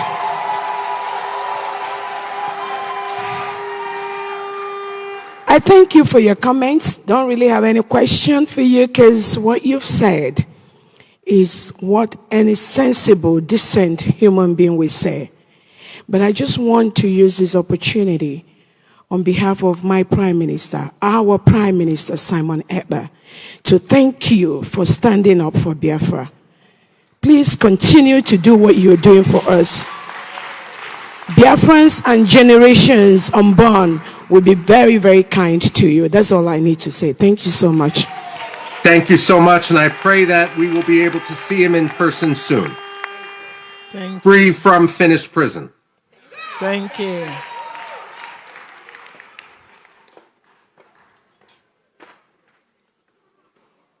Oh, this one? Okay. So, Michael, we have a young man who wants to speak to you from the perspective of the youth of Biafra. Thank you. Hello, Michael. How are you doing today? Pretty good, thank you so much. That's good. So my name is Chimuchem Anyomre. My family have brought me out here today to understand about this fight for Biafra and this freedom.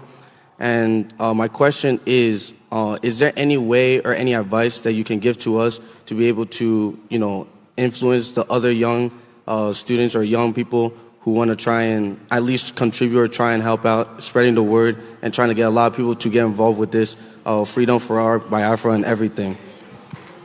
Yes, my advice is always write, and write.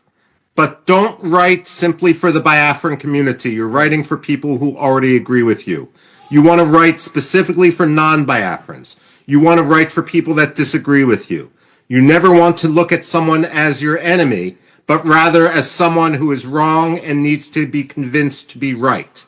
And if you push them into a corner, it's natural human nature that they're going to dig in their heels.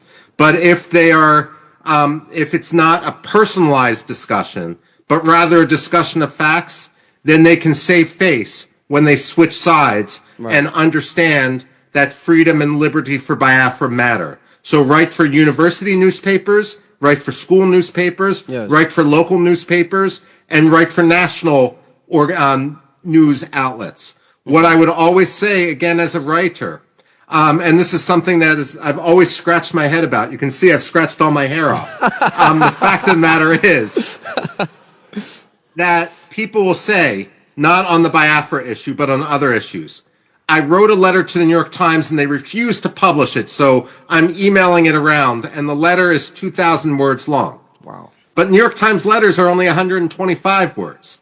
It's not that the New York Times disagreed with Biafra. It's that the letter didn't fit the format. So my advice as someone who's published more than 4,000 op-eds, articles, book chapters, and so forth, is you always look at the other letters, articles, and so forth that are published, and you copy the style precisely. No one is going to make an exception for you. So once you get the system, it's actually easy to get published. Editors need a lot of material. I would also say, and I say this, one of my jobs is as an editor. Editors can be very lazy people. If I have two pieces that come in, and one is already perfectly edited and only takes me 5 minutes to go through, and the other one is a mess and takes me 2 hours to work on, I'm going to go on the one that takes me 5 minutes. Okay. And so it's important that the editor's job isn't to make it publishable. It's the writer's job. But you guys have the content. You guys have the facts on your side. Right. It's just a matter of figuring out how to get them to the public. Okay. And for that, I commend your energy. Thank you so much. Thank you. God bless everyone. Thank you. God bless you.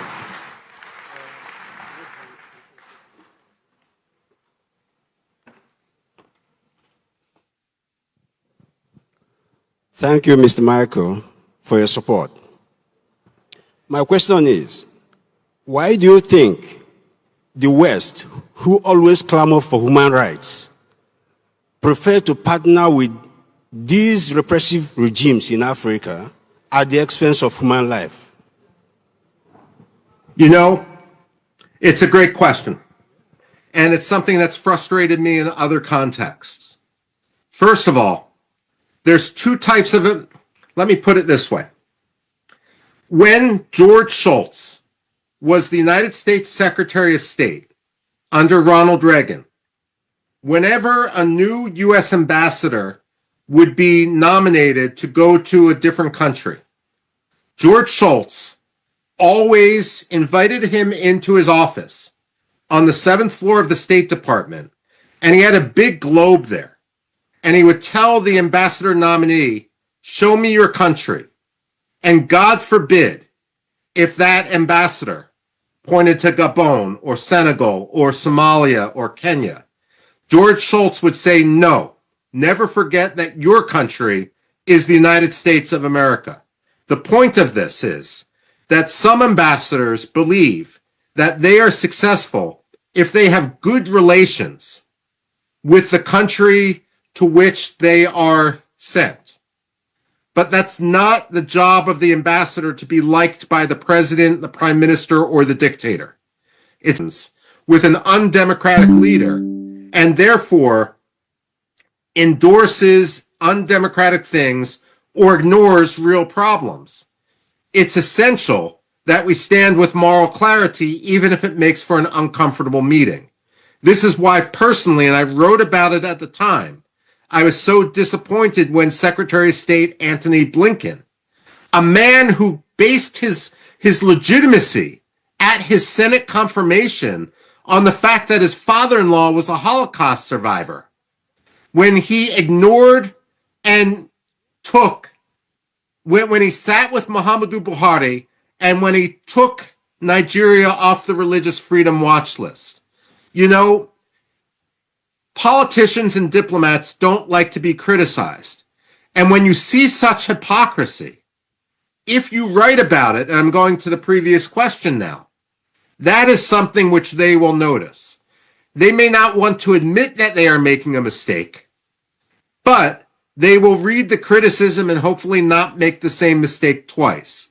So part of the problem is the culture of the American State Department and frankly, the British Foreign Office and so forth. But part of the problem is that the Biafrans need their voice to be amplified far beyond the borders of Biafra and far beyond the confines of the communities within the diaspora. Last question.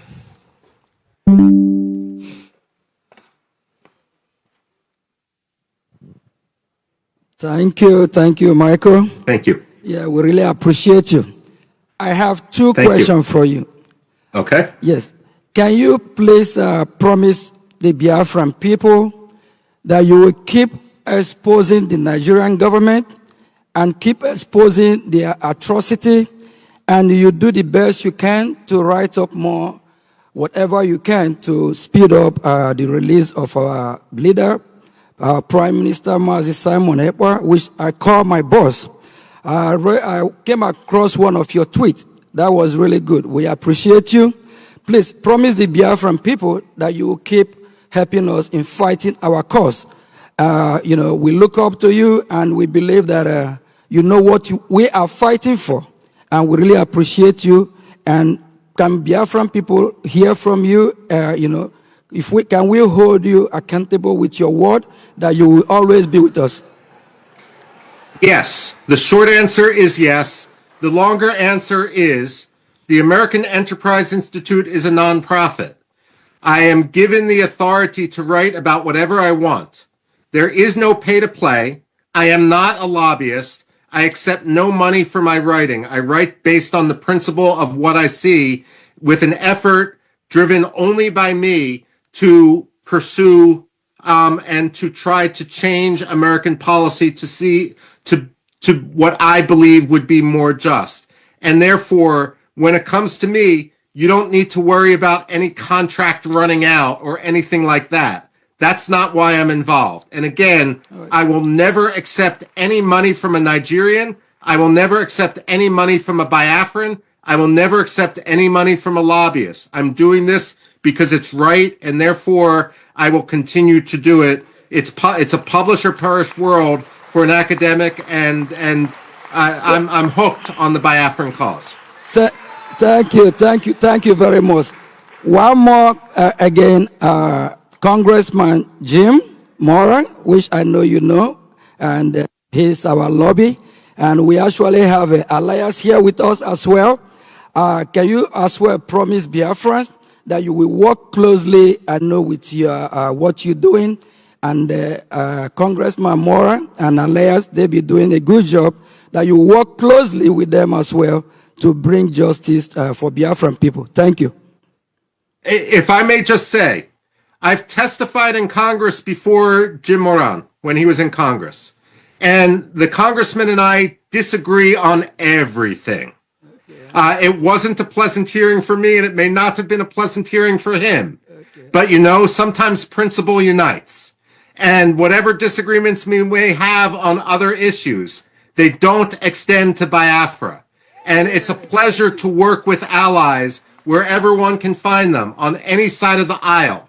Biafra should not be a partisan cause in the United States. It should be a cause of principle, and therefore I know that we will continue to work towards a common goal when it comes to justice and freedom and liberty for Biafra. I commend Jim Moran for what he's been doing because partisanship doesn't come into play with it. Thank you very much.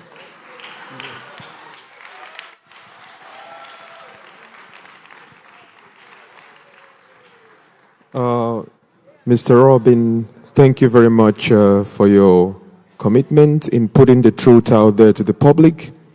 On behalf of the Prime Minister, as the government representative in Europe, and I also live in Finland here. In your own words, what would you tell the Finnish authorities right now in regards to the allegations of incitement by our Honorable Prime Minister?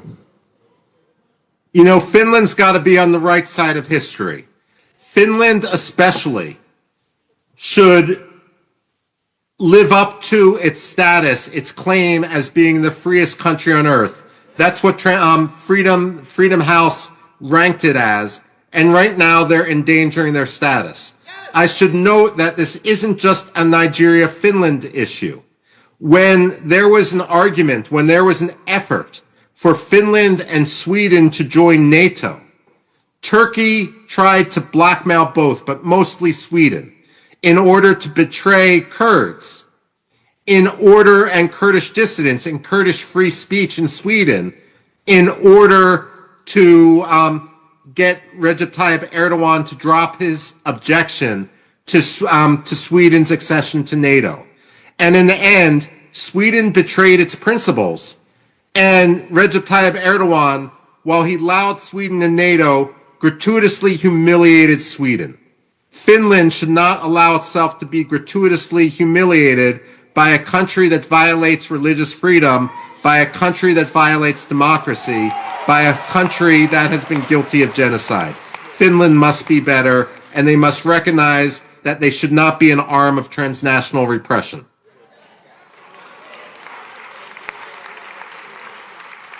That's it.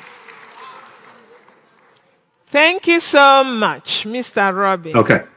This concludes our session. Thank you.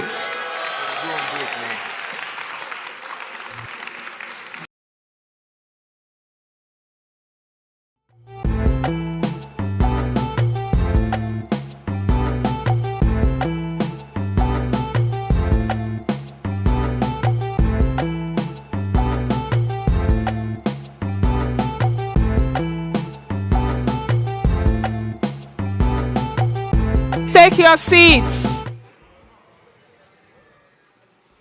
We are running behind schedule. Take your seats.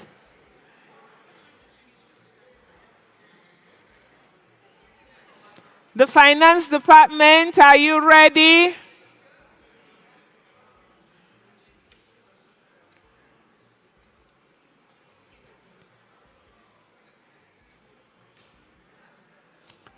Ladies and gentlemen, take your seats, please.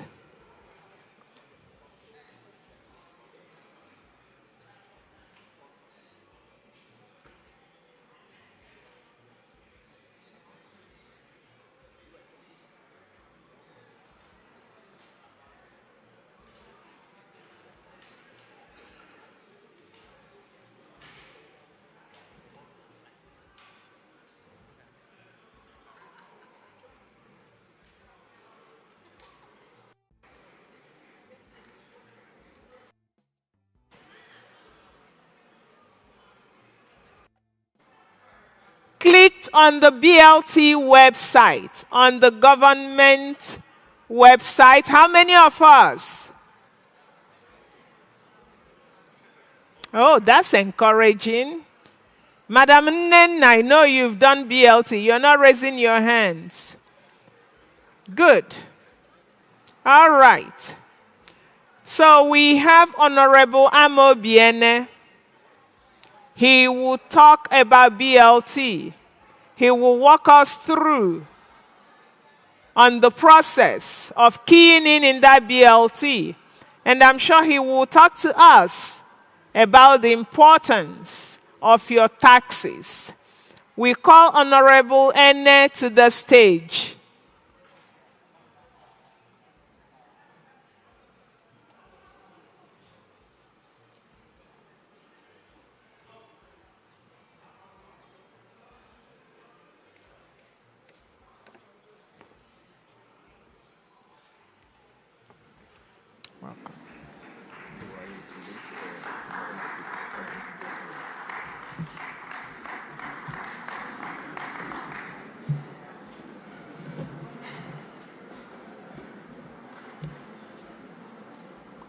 the world. Good afternoon, Biafrans.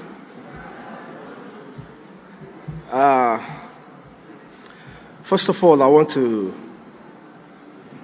greet our leader, Onyendu Mazi Nnamdi Kanu, because it's because of him that we are all here today. And when I say that, I mean because it's from Onyendu that our Obatobie came. And springing forth from our Obatobie comes all these Biafrans who are here today.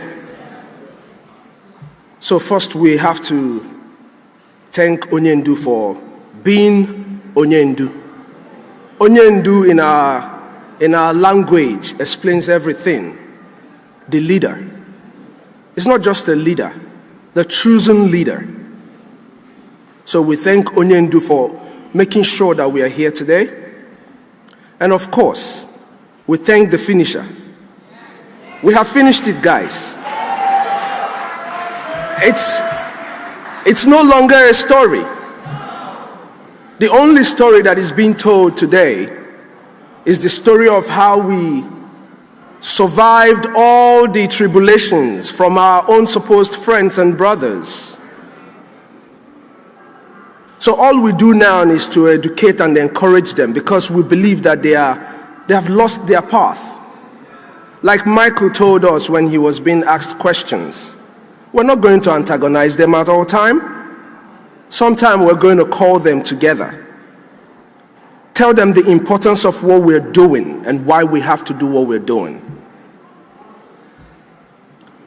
And all the cabinet members here, without all of you guys, it wouldn't be possible for all of us to sit here today. So I thank all the cabinet members. Because of time, I'm not going to call everybody's name. And each and every one Biafran here, those who are back home, our soldiers back home, the backbone of everything that we're doing. We thank our angels, as they are fondly called. May Chukwu Okeabiama continue to be with them as they protect our land. Of course, my name is Amobi Ene. Amobi Chukwu. Ongonye Chukwu. I come before you today with a message of unity, hope, and responsibility. At the heart of our shared dreams, the liberation of Biafra. I believe that's the dream we all share, and that's why we're gathered here today. Our journey, filled with sacrifice and resilience, calls for a new kind of action, driven by a collective strength, resources, and unwavering commitment to our freedom. The concept of the Biafran Liberation Tax, fondly called BLT, is a call for collective responsibility in support of the socio-economic and political aspiration of Biafrans. The initiative aims to unite individuals under a common purpose, the development, liberation, and self-sustainability of all Biafrans. This presentation outlines the need and the reward, and the processes of contributing to the Biafran Liberation Tax. It serves as an educational guide to empower every Biafran to take active role in shaping our future.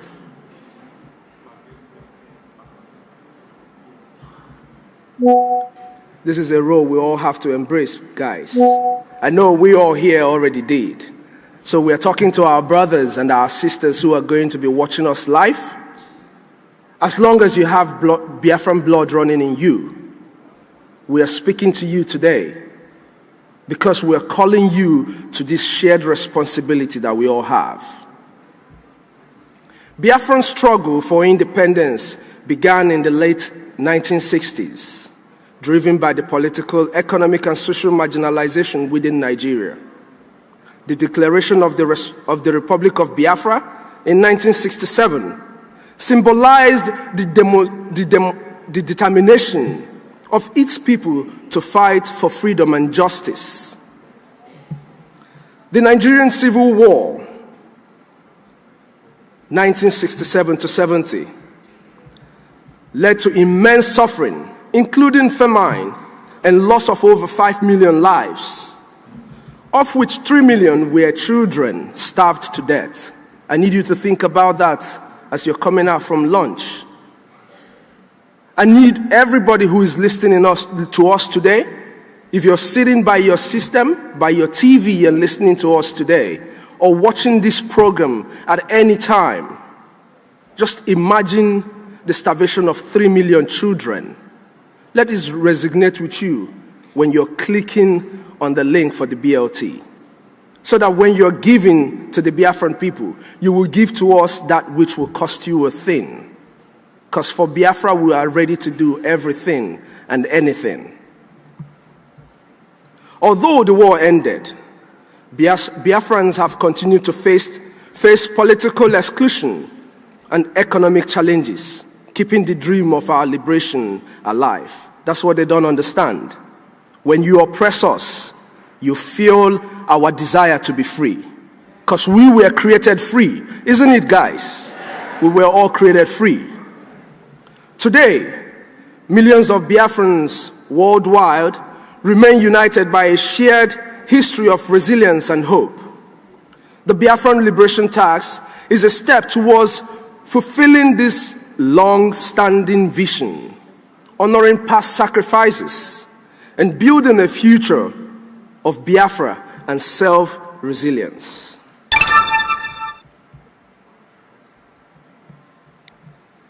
Now, when you're paying all this, when you're making all this payment, you should always know and have in the back of your mind why you're doing all of this. You're not just doing it because you want to give some government your money, but you're doing it for some certain reasons. Advocacy and diplomacy. This will support efforts to gain international recognition and advocate for Biafran rights. Now, just like Michael said, I'm going to point again. We need more Elias on our side. We need more of Elias on every side that Biafrans are. Because with more of Elias, oh my goodness, the whole world will speak, listen, eat, and dream Biafra. Because Elias, our friend, has done a great job in making sure that our dreams, our voices are heard. It shouldn't only be heard in Washington, D.C., but in every corner where Biafrans exist. Just like the CEOs took all the trips she took, when we have more of Elias by your contribution, which will help us achieve that dream, it will be a walkthrough whenever we make any step towards this liberation. Self-reliance. This will reduce dependence on external support and ensuring sustainability of our initiative. Most importantly, ensuring that our army have everything they need to protect and defend our motherland. Without your support, we can't do this. Each sacrifice $5, the cost of a coffee, in one day, just $5. This simple act could raise 2.5 million ejema in a week. We have the number, we have the population, and we must use what we have. When we were sent on exile in different countries in the world, this was the reason why Okika Abiyama made it possible for us to succeed wherever we are. Multiply this effort across Canada, Europe, and other parts of the world where Biafrans, of course, live, and the potential becomes monumental. Just as tax funds the progress of nations worldwide, the liberation tax will fund our quest for freedom, development, and self-sufficiency. Now, don't think there is no reward to your contributions. the rewards comes in different phases and forms. The cost of liberation is high, yes, we know, but the reward is immeasurable. By paying your liberation tax, you're not just funding the fight.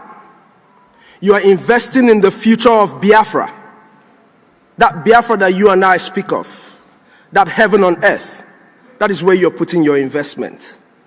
Like the taxpayers in the church, the offerings in the church, your contribution makes it easy for your government to be able to achieve the dreams that they have for our dear nation, Biafra.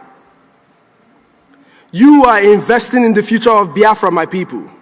A free Biafra means self-governance, dignity, and the ability to shape our destiny as a people. When you make these contributions, when we are able to do what we are supposed to do, we will make the decisions that pertains and concerns the people of Biafra, all by ourselves.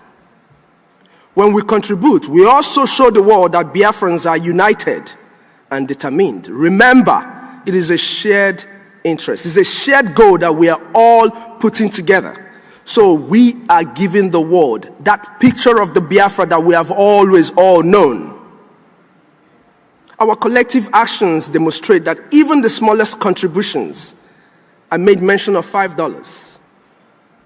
Onyendu once told us in the United States to make a contribution of $1 each. That's because he knows the population of our people. I am just lucky to be the servant of Onyendu and the servant of the Biafran people. So I will always make reference to what my leader has said, so that if you don't listen to me, you can listen to Onyendu. The Igbo saying, "Anyị nyukoma milionu." Thank you very much. Ndibani, my people, it is time for us to nyukola milionu. It is the simple truth. We can do everything we are doing, our collective action in funding, not just in speaking. It will give us, and it will get us faster to where we're going. Unfortunately for our enemies, we're already in Biafra. So what we're doing now is pushing towards everything that is going to get us a final homestay for our mass exodus 2024. Oh yes, 2025. That is Otunwa, that is my brother on X, and everywhere we go. And it's not just about these rewards that you see. Personally, by contributing to the BLT, you become a part of history and contribute to a noble cause. Who doesn't like noble cause? This is the dream people have dreamt all their lives, and no cause like this came their way. You and I are lucky to be here today. But to our brothers and sisters who will be listening and watching us live, or watching this program anytime in the future, it is your turn to join in this noble cause. It is a dream far too long, and this dream has got to come to a fruition. It is our time to let the world know.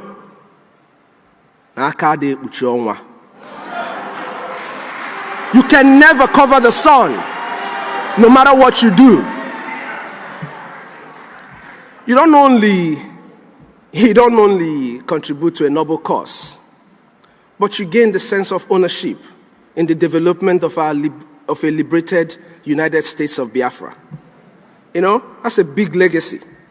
I'm sure every one of us would like to be a part of this legacy. You know, be remembered as a key player in the liberation and development of Biafra. As part of the people that made this dream come true, I am Obi and I want to be a part of the people that will be remembered when I am gone, that I was a part of those who brought their heaven on earth. because our children and our children's children will definitely live in heaven on earth.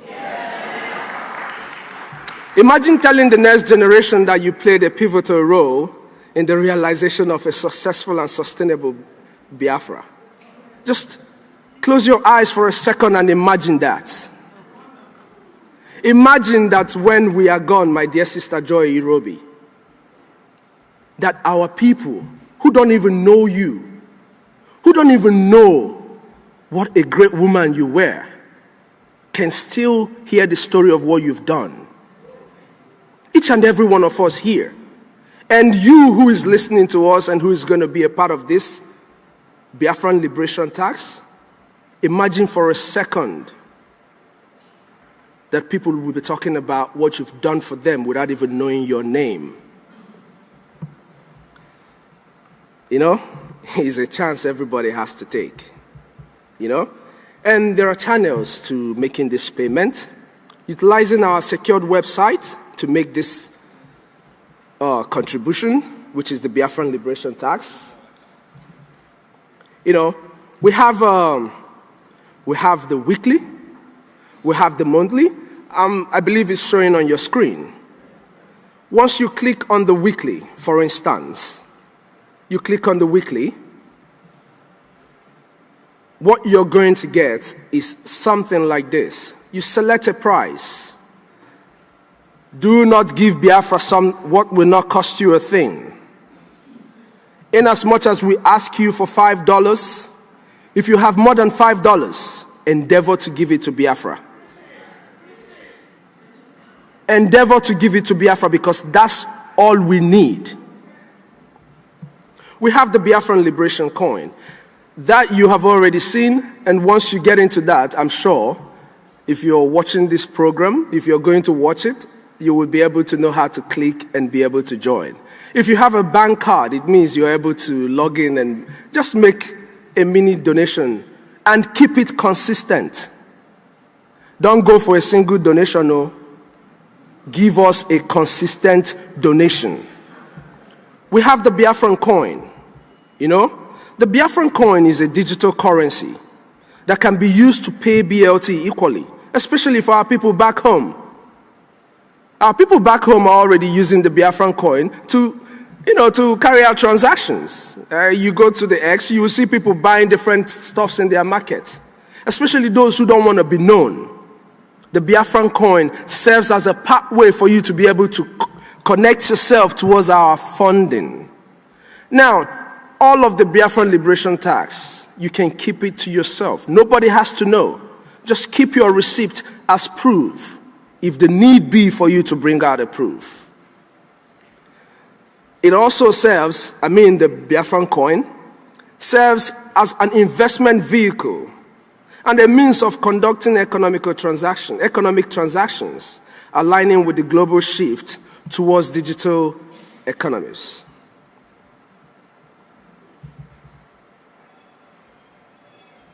We should also know the Biafran Liberation Tax is more than just a financial contribution. Now, this Biafran Liberation Tax is very dear to me. I believe it's very dear to our army, to those who protect your fathers, your mothers, and every living thing in Biafra land. This liberation tax is channeled towards making sure that our army is funded. The Biafran Liberation Tax, it is a testament to our unity, reliance, and a shared vision for a prosperous future. Every Biafran has a role to play. Like I said earlier, if you're a Biafran, you have to pay your taxes. By contributing, you're building a self-reliant and a thriving nation. You're honoring the sacrifice of those who came before us. See, we're talking about people who came before us. Because they did a great job, we will always remember them. If you don't have your boots on ground, this will be a pathway for you to be a part of this liberation. Investing in the legacy of a free and dedication, we can achieve the future we envisage for Biafrans. Brothers and sisters, the time to act is now. Now, not tomorrow. If you're listening to us live, go on the website and get along with the Biafran Liberation Tax. The time is now. We are already in Biafra. Our journey to liberation requires all of us to play our path. Grassroots funding is our own way of standing together and showing the world that Biafrans cannot be silenced. Through the Liberation Tax, we can build a future of Biafra, of freedom, dignity, and resilience. Let's take this opportunity to contribute, to unite, and to fight for the land we call home. May the spirit of Biafra guide us all towards victory in our quest, and may God bless us all, bless our PM, bless our Onyendu, and may God bless the United States of Biafra. Thank you all.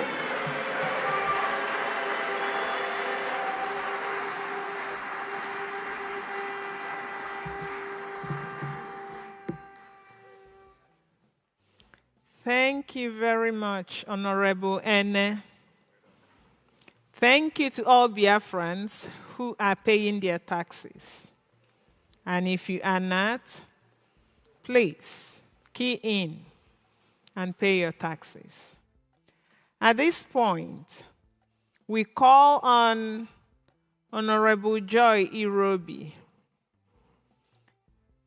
Honorable Joy Irobi is the Director General of the Brigi Ministry of Foreign Affairs, and she will introduce our guest speaker from Ambazonia, Shea Kavi.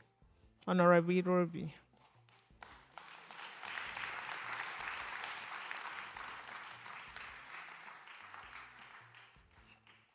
Do you need help?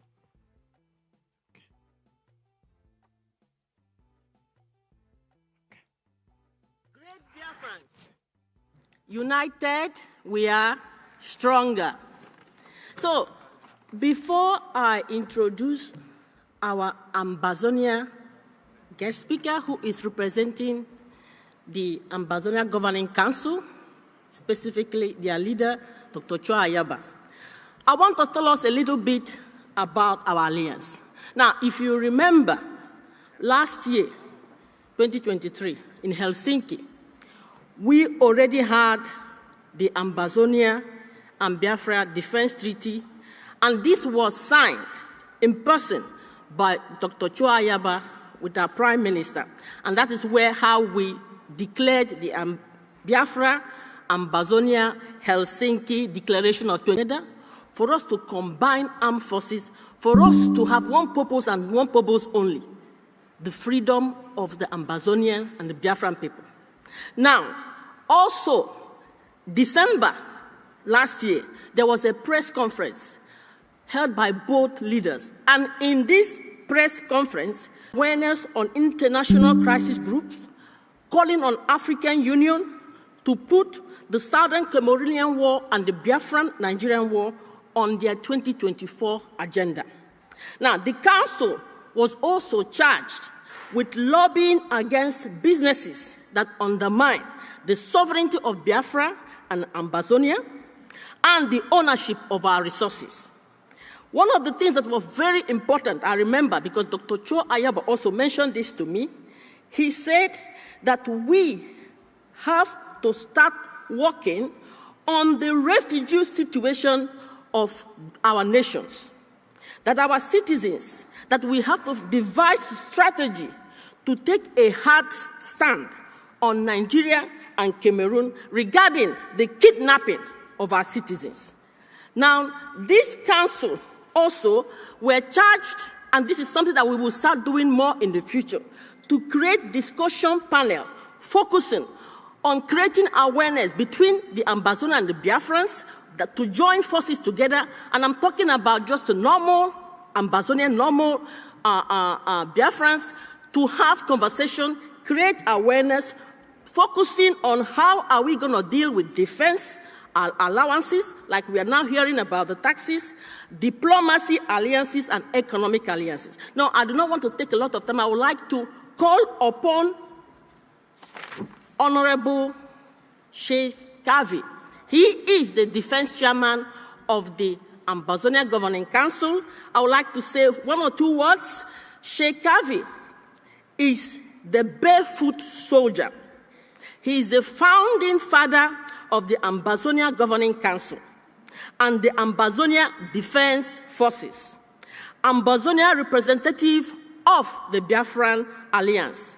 Now, the Deputy Defense Chairman of the Ambazonia Defense Forces and the Special Advisor of the President and Supervisor of the Ambazonia Alliance is here to represent Dr. Cho Ayabo, which we all know is being detained just like our PM. Please, great Biafrans, I would like us to give a loud warm up.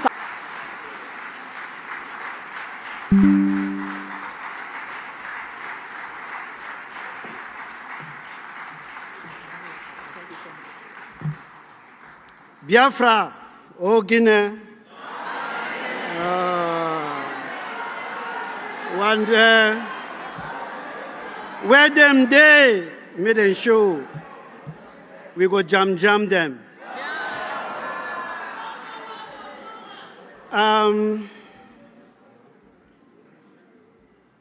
My dear brothers and sisters, the Biafran government in exile,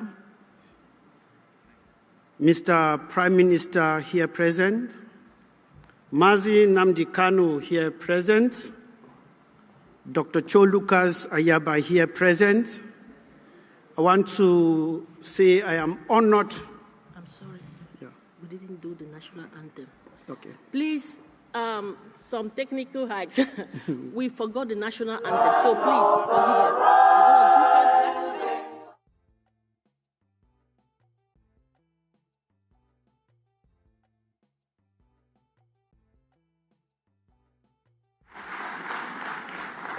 Can sit down, please. Thank you so much. Thanks for that honor, and thanks for the reminder, Dr. Joy. Like I was saying, it's a pleasure for me to be here this evening and to address a crowd as big as this one. This is what we call defiance.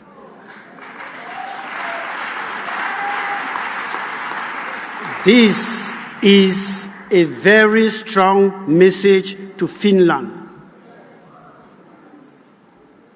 That you have trampled on all the rivers of darkness, and you have trampled on all what was holding all of you back to be here. There are so many Biafrans watching us on TV, not because they couldn't come here, but because they were afraid. So with this mammoth crowd, Finland should be shaking. Those who are behind Finland should be shaking. I'm so sorry that I am not somebody who is good in putting words together. I am not a person who talks too much, so I'm going to be very, very short. I'm going to be talking only for 2 hours.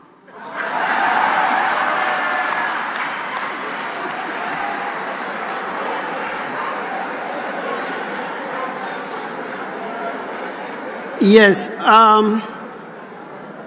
while in the bus, I was shocked when I was in the bus and I met a certain young lady in the bus who is 82 years today. She's somewhere. She's 82.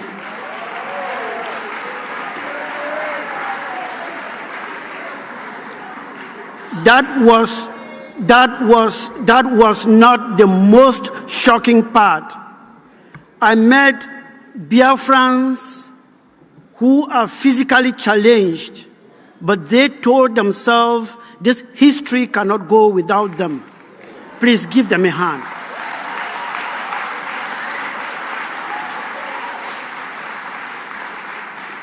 I saw how they were struggling to get into their berths, and I was like, this is defiance in the first order. It is something to be happy about. I see fine men and women present here to write their name in that history in the making. That history is ours, and it is ours to claim.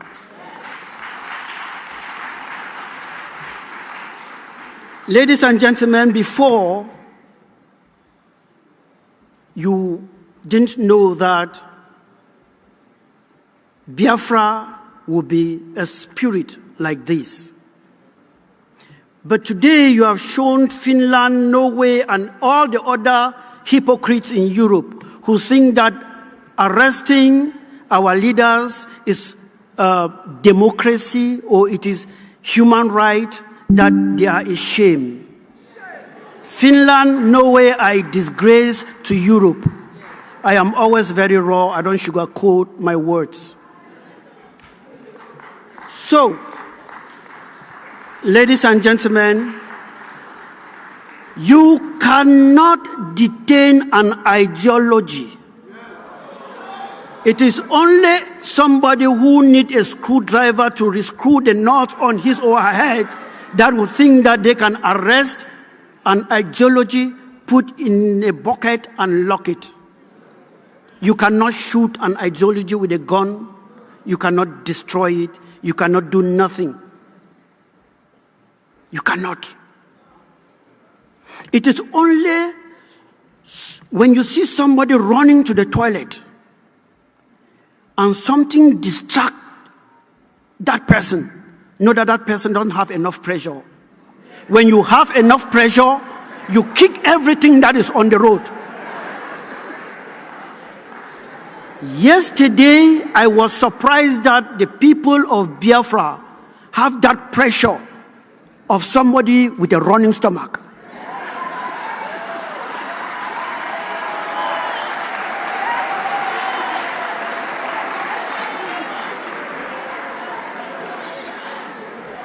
I was arriving here, ladies and gentlemen, with the anxiety that this declaration of independence will happen in my very before. I was surprised that it happened yesterday.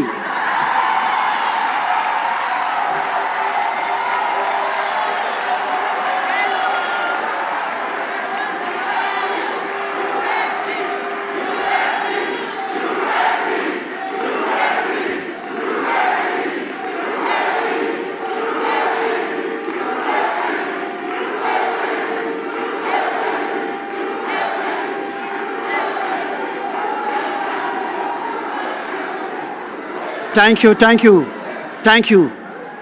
This showed that the pressure that we have for the toilet is the same pressure we have for this independence. Nothing, even Finland, could stop us. They arrested Mazi Nnamdi Kanu. Did it stop us? They arrested Dr. Cho Lucas Ayaba. Did it stop us? Now, they stupidly went again for His Excellency Simon Ekwa. Has it stopped us? Yet we declared.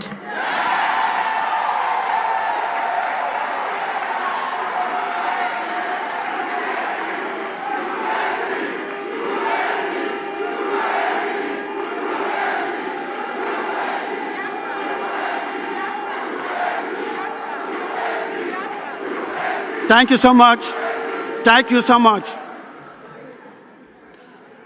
The president of the Amazonia Governing Council, as you all know, is incarcerated in Norway under the same gymnastics that are happening here in Finland. We all know what they are looking for. They are afraid of this present African generation.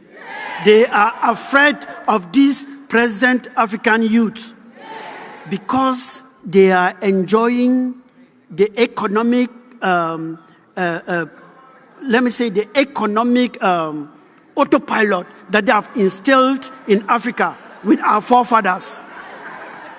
So the wealth they receive from Africa is on autopilot. That's why you see our African presidents are all shaking and they don't care because the money keeps coming. But this Mazi, Simon, Manzi, Namdi, and Dr. Cho Lucas Nikwa generation is a no-nonsense generation. They are afraid we are going to shake it. We have a message for them. They are too late. This generation of Ambazonian youth and Biafran youth are a no-nonsense generation. This is a stop generation. This is a generation that will trample on anything that wants to stop prosperity. We are all here because we want to bequeath a better future to our children than the nonsense we inherited. We are here because we want to do something to our children that is different from what our forefathers didn't do for us. We are not here because we love guns and we like to fight. We are here because it's the only way for us to stay alive. Ladies and gentlemen, the vice president of the Ambazonian Governing Council was supposed to be here, but because of a cold, he couldn't make it. But he's aware I'm stealing the show.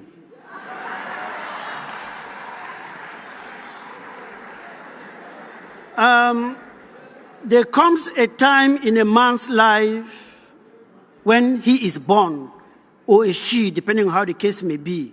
I'll use he because women are already taking over the world. Let me make men to be proud. When a man is born, he is taught and encouraged to creep. Then he is taught and encouraged to walk. Then a man is sent to the pre-nursery and nursery school for self-discovery. When you discover yourself, you are sent to primary school for further self-discovery. And the first step of that further self-discovery is how to read and write your own name. When you are able to read and write your own name, you have attained the first step of self-discovery. Then you start discovering that this is my mother, that is my father. My mother is different from my neighbor's mother. My father is different from my neighbor's father. This is my compound. This is our village. This is our city. This is our town. This is my country. When you arrive the level where you say, this is my country, you have reached the PhD level of discovery. But when you realize that this is my country, and you realize, because the highest state of discovery is knowing your country. No matter how much money you have, if you don't have a country you can call your own, you are like a king without a stool. In Ambazonia, the stool is what makes the king, but I think in Biafra land it is the crown. So however it may be, if you have so much money, billions of dollars or pounds somewhere, and you don't have a country that you can be proud of, you are like a king without a crown.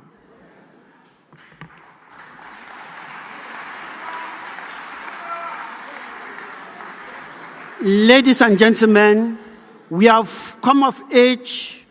We are now matured. We now know our country, but there is a problem. Let me use the case of Biafra. The crown of our country is on the head of a foreigner. In the case of Ambazonia, the person sitting on the stool in Ambazonia is a foreigner, poking us on our nostrils. We cannot breathe. They wear our crown, rape our children, rape our economy, turn us to slaves, turn our mothers into girls, turn our fathers into boys, and cause all kinds of calamity that cannot be done to mankind, putting us on our crown and sitting on our stool. We are crying and shouting. Finland is not listening. It's not because they don't see it. They see it, but they have other interest. We are shouting and demonstrating all over the world. I remember we demonstrated in Brussels, Amazonia and Biafran demonstration, the 2 million man march in Brussels. Who listened? Nobody. But they are fast as picking us up, picking human rights activists up. It is the same Europe who watched South Africa, the white people in South Africa turning black people into semi-humans. They use black people to train their dogs and cats. Yeah.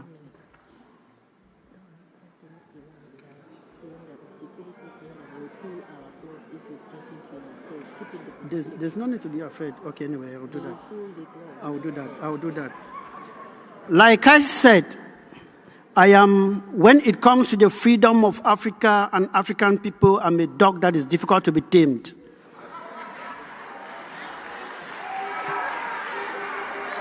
Because at least someone needs to face these guys eyeballs to eyeballs. I am a soldier. I call myself the barefoot soldier. Man lives today, and tomorrow he is no more. Something must kill a man. So, as South Africa used the black people to train their dogs, you all watch on TV how they were doing all of these things. This same Europe was watching and saying nothing. When Nelson Mandela, the great Namzi Nelson Mandela, stood up to say enough is enough, they caught him, put him to prison, and called him what? A terrorist. Same people who were watching how blacks were being killed called him a terrorist. And I quote Margaret Thatcher. Called him a terrorist. When South Africa was free, it is the same people who were calling Nelson Mandela His Excellency. Hypocrites. I bet you not long from now, His Excellency will appear.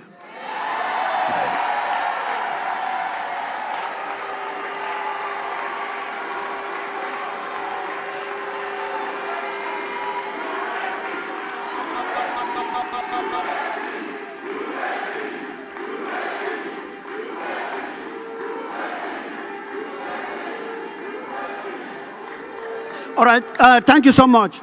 So like I was saying, when you are poked and pushed to the wall by somebody putting on a crown that is not his, or sitting on a stool that is not his, as a man, you are left with one thing.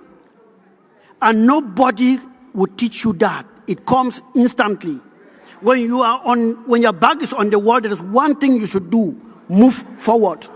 Moving forward is facing your enemy eyeballs to eyeballs. Moving forward is using the same stick that the enemy is using to beat you with. If the enemy is using an AK, use an AK. If the enemy is using an RPG, use an RPG. The right to defend yourself is an inalienable right, and no one should take it away from you. No matter how much they arrest or do what, never bow to them, because we are free.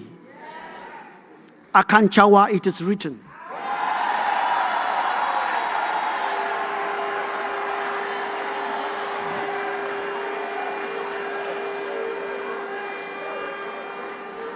It is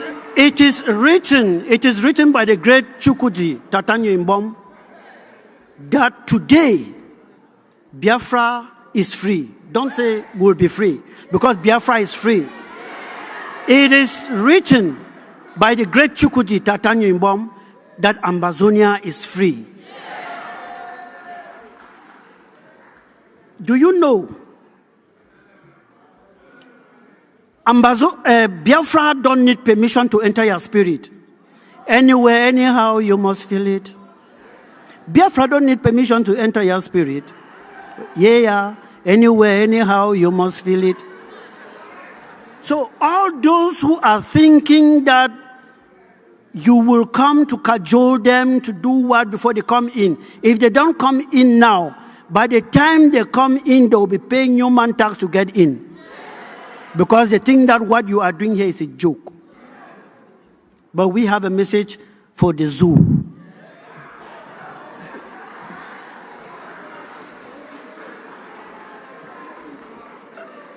The Amazonian Governing Council asked me to tell you people that before you signed the Declaration of Independence, they had already signed it for you.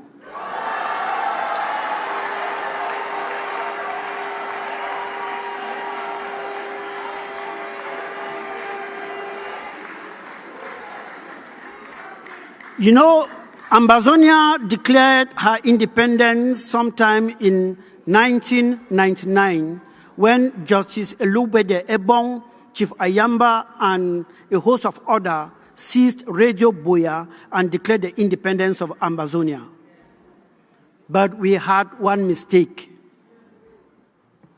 And that mistake is something that my president, Dr. Cho Lucas Ayaba, told His Excellency Mazi Nnamdi Kanu.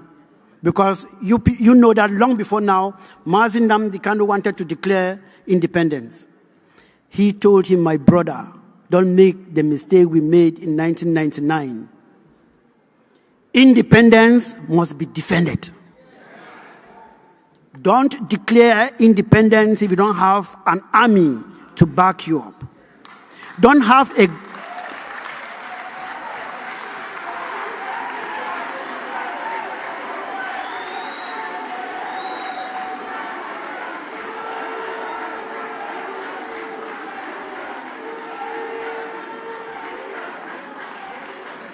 You only can create a government when you have an army that will be protecting the people who are coming out to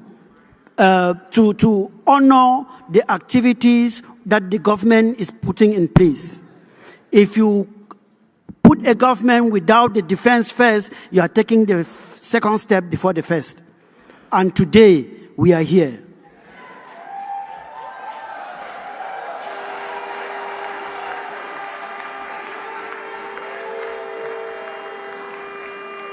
The Biafran government in exile, I cannot say that I am proud of you. I am flying with you.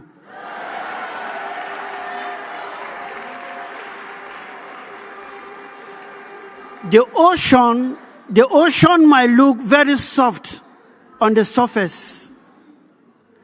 The ocean looks very timid on the surface, that any Tom and Dick can play with it. But beneath the ocean is dreaded. Beneath the ocean is horror. The zoo thought that we were just that surface of the ocean. We are dragging them down to see what we really have.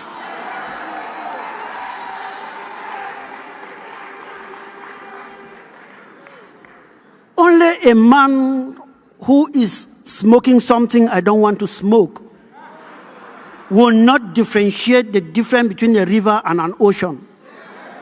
Amazonia, sorry I use Amazonia too much because it's something I've been talking about. Biafra is an ocean, same like Amazonia. The Biafran people are too rich, not only economically, but too rich mentally, that they should not be enslaved by people lesser than them.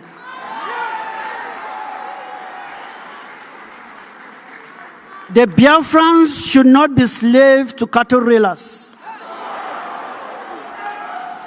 It should not happen. That is the reason we are here today. I'm sorry I told you I don't know how to talk very much. I just talked for 2 minutes. Concerning the Biafra Amazonia relations, I can bet you and I can tell you we are in a very good foot because we are inseparable. Nothing can separate us. We go together like dynamites. We want to make sure that, as Biafra declared yesterday, if they commission their men and they're looking at their 12:15, Amazonia should be there covering their back at their 12:45.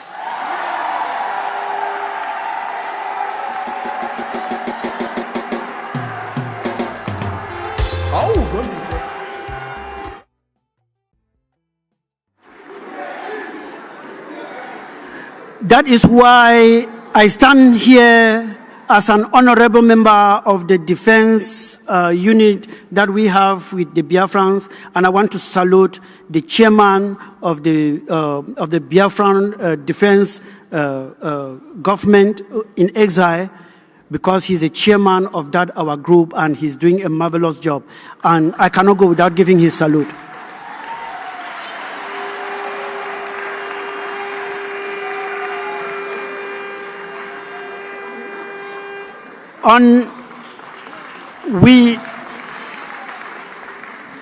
We will make sure that, as you have declared yesterday, that the movement of people from both regions will be as free as anything called free can be. Because I bet you the human psychology is very funny, that Amazonia is under attack today and they are running to Biafra for safety. As you declared yesterday, don't be surprised that Biafrans will be running again to Amazonia for safety. There will be that crisscrossing. And what we cannot afford to do is to create a vacuum on that border stretch. Because when you create a vacuum, enemies take it over. Rooks take it over. Thieves take it over, and you'll be hearing kidnapping and all of those things. Your minister and myself were working very hard to make sure that there is a strong border patrol in that area.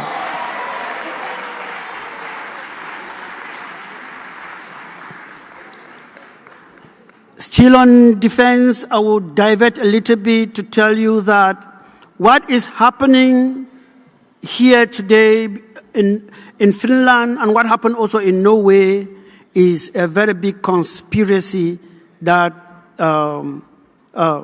entangled economy. And I will tell you that Finland is not to be blamed as much, but the nation you should be pointing a great finger to is that nation called France. Some of you think it is Britain. France is the coronavirus of Africa. Many of you don't know that France controls the economy, that France's economy that comes from Nigeria is more than that of Britain. France have a lot of economic interest in Nigeria more than Britain. Yeah, oil, you might think that it is Britain. I tell you it is France out of research. Total is France. Mobile is France. And the only thing that is Britain is BP. Shell is also from there. And that is why they are afraid that we are going to shake that thing that they signed with those forefathers in the years ago, that they are ripping everything from Africa. They are afraid that if Amazonia succeeds today, they're no more reaping the oil that they are reaping from Amazonia. France is one of the highest controller or exporter of timber in Europe, but they don't own a single tree. It comes from Amazonia. That is why they came out to make sure that Dr. Cho Lucas is arrested. Even till today, they don't know what to charge him with. How can you arrest somebody before looking for? They claim every day that they are a human rights organ, the European Union, they are a human rights organ.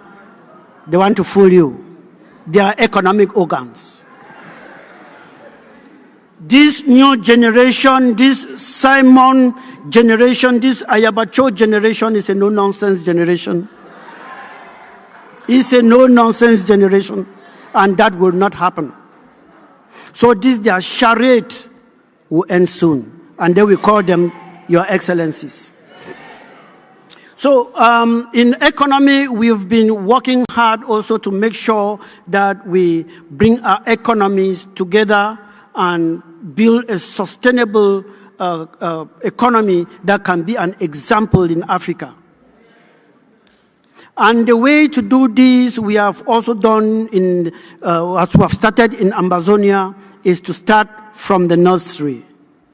Because the pollution that they gave some of us and the type of education that they gave some of us cannot bring forth any economic progress. You cannot see somebody, a doctorate, defending a PhD, and his thesis or whatsoever is, how do they give New Year wishes to the president of Cameroon? It happened a few days ago. That is a doctorate degree. And people will sit there to supervise it. Who discovered the zero to India? As if people were not living there before. These are the type of educations they gave us.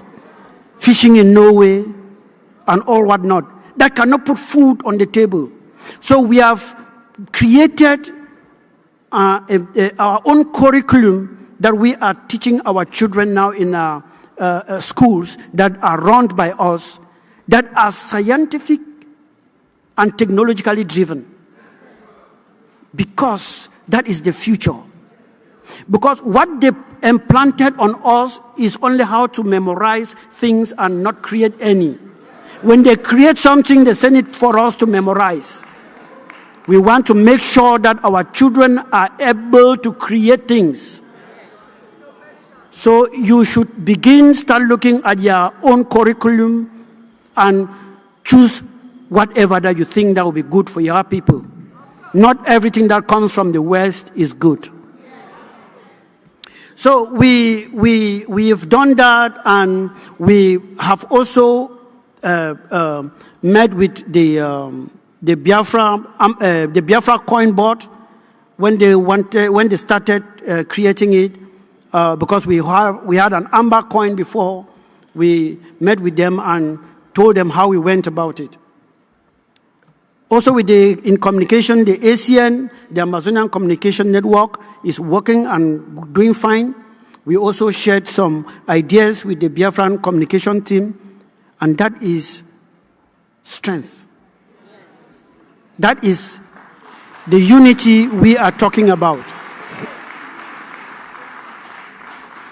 As you have declared your independence yesterday, be sure and be aware that you have commissioned men and women to hold materials and defend that land for you.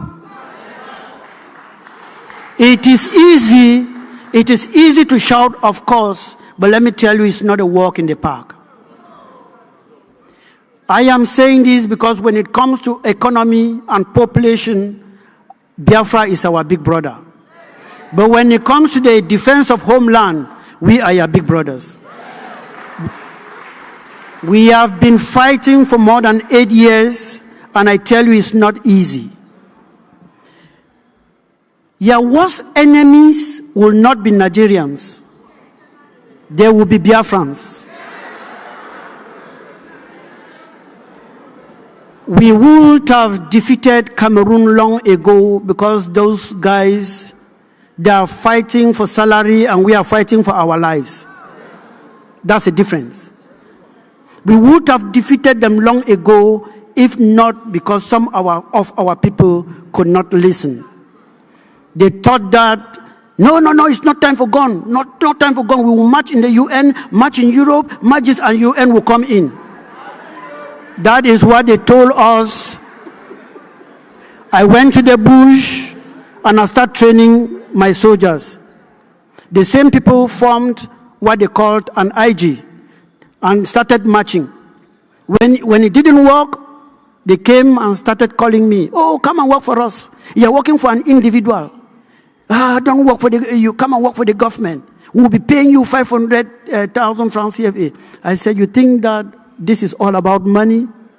It's not about money. Some of you will be called by internal fouls, trying to sabotage His Excellency, the Prime Minister. Let me tell you, the worst enemy will be your own people. But as you are marching forward in a war front, if you are fighting with me, I need to be seeing but your hind head, because we are marching and going. The moment I start seeing your score, you are an enemy. I'm putting you down.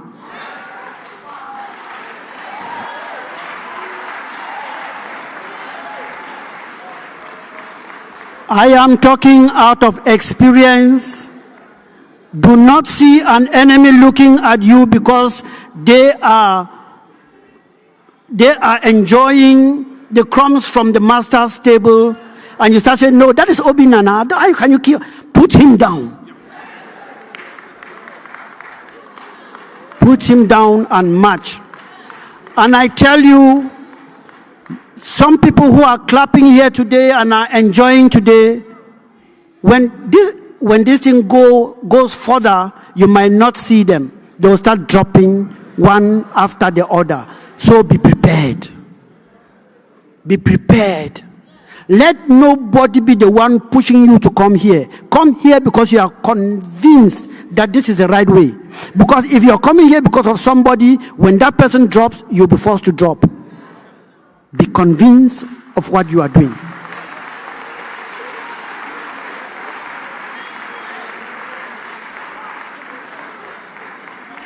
Be convinced on what you are doing. And the freedom that we are looking for will be ours. It is already ours. But there are 3 things that we need to do to claim it. The first thing will be that we should be aware that this thing is not going to stop in 2 weeks, 3 weeks, or 4 weeks. Be prepared for 50 years. If it comes in 2 days, fine and good. But if you are prepared for 2 days and you see that it is 3 days, you will give up. That is why you see some of us are still standing strong, because we were prepared psychologically. So there are 3 things you have to do to make sure that you have this. Because your freedom is already on the floor, it is left for you to bend down and pick it up. So these 3 things are that you have commissioned men and women to war. Excuse me. There is no clear, if any individual can tell you that he or she can clearly define war, that will be a lie. There is no clear-cut definition. So there will be chaos. And in midst of that chaos, make sure that you will supply the materials these fine boys and girls need to defend you.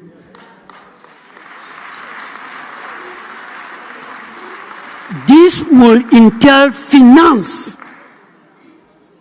This will entail finance. I'm talking out of experience. Cameroon is still in our land today because we are suffering with shishi.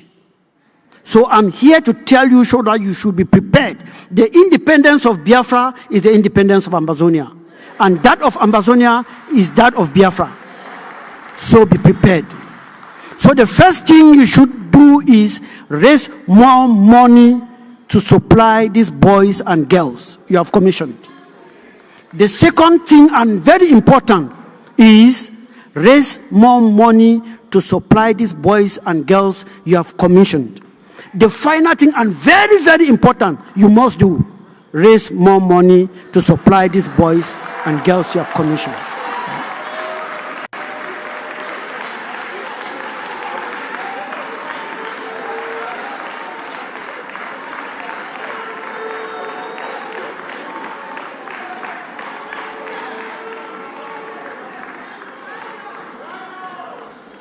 I am so sorry.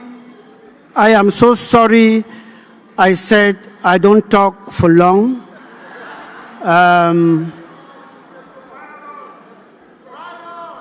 I can talk to you tomorrow.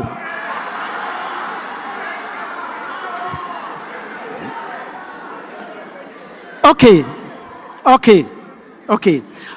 And so if you say I should ride on, I will ride on until you will tell me to stop preaching.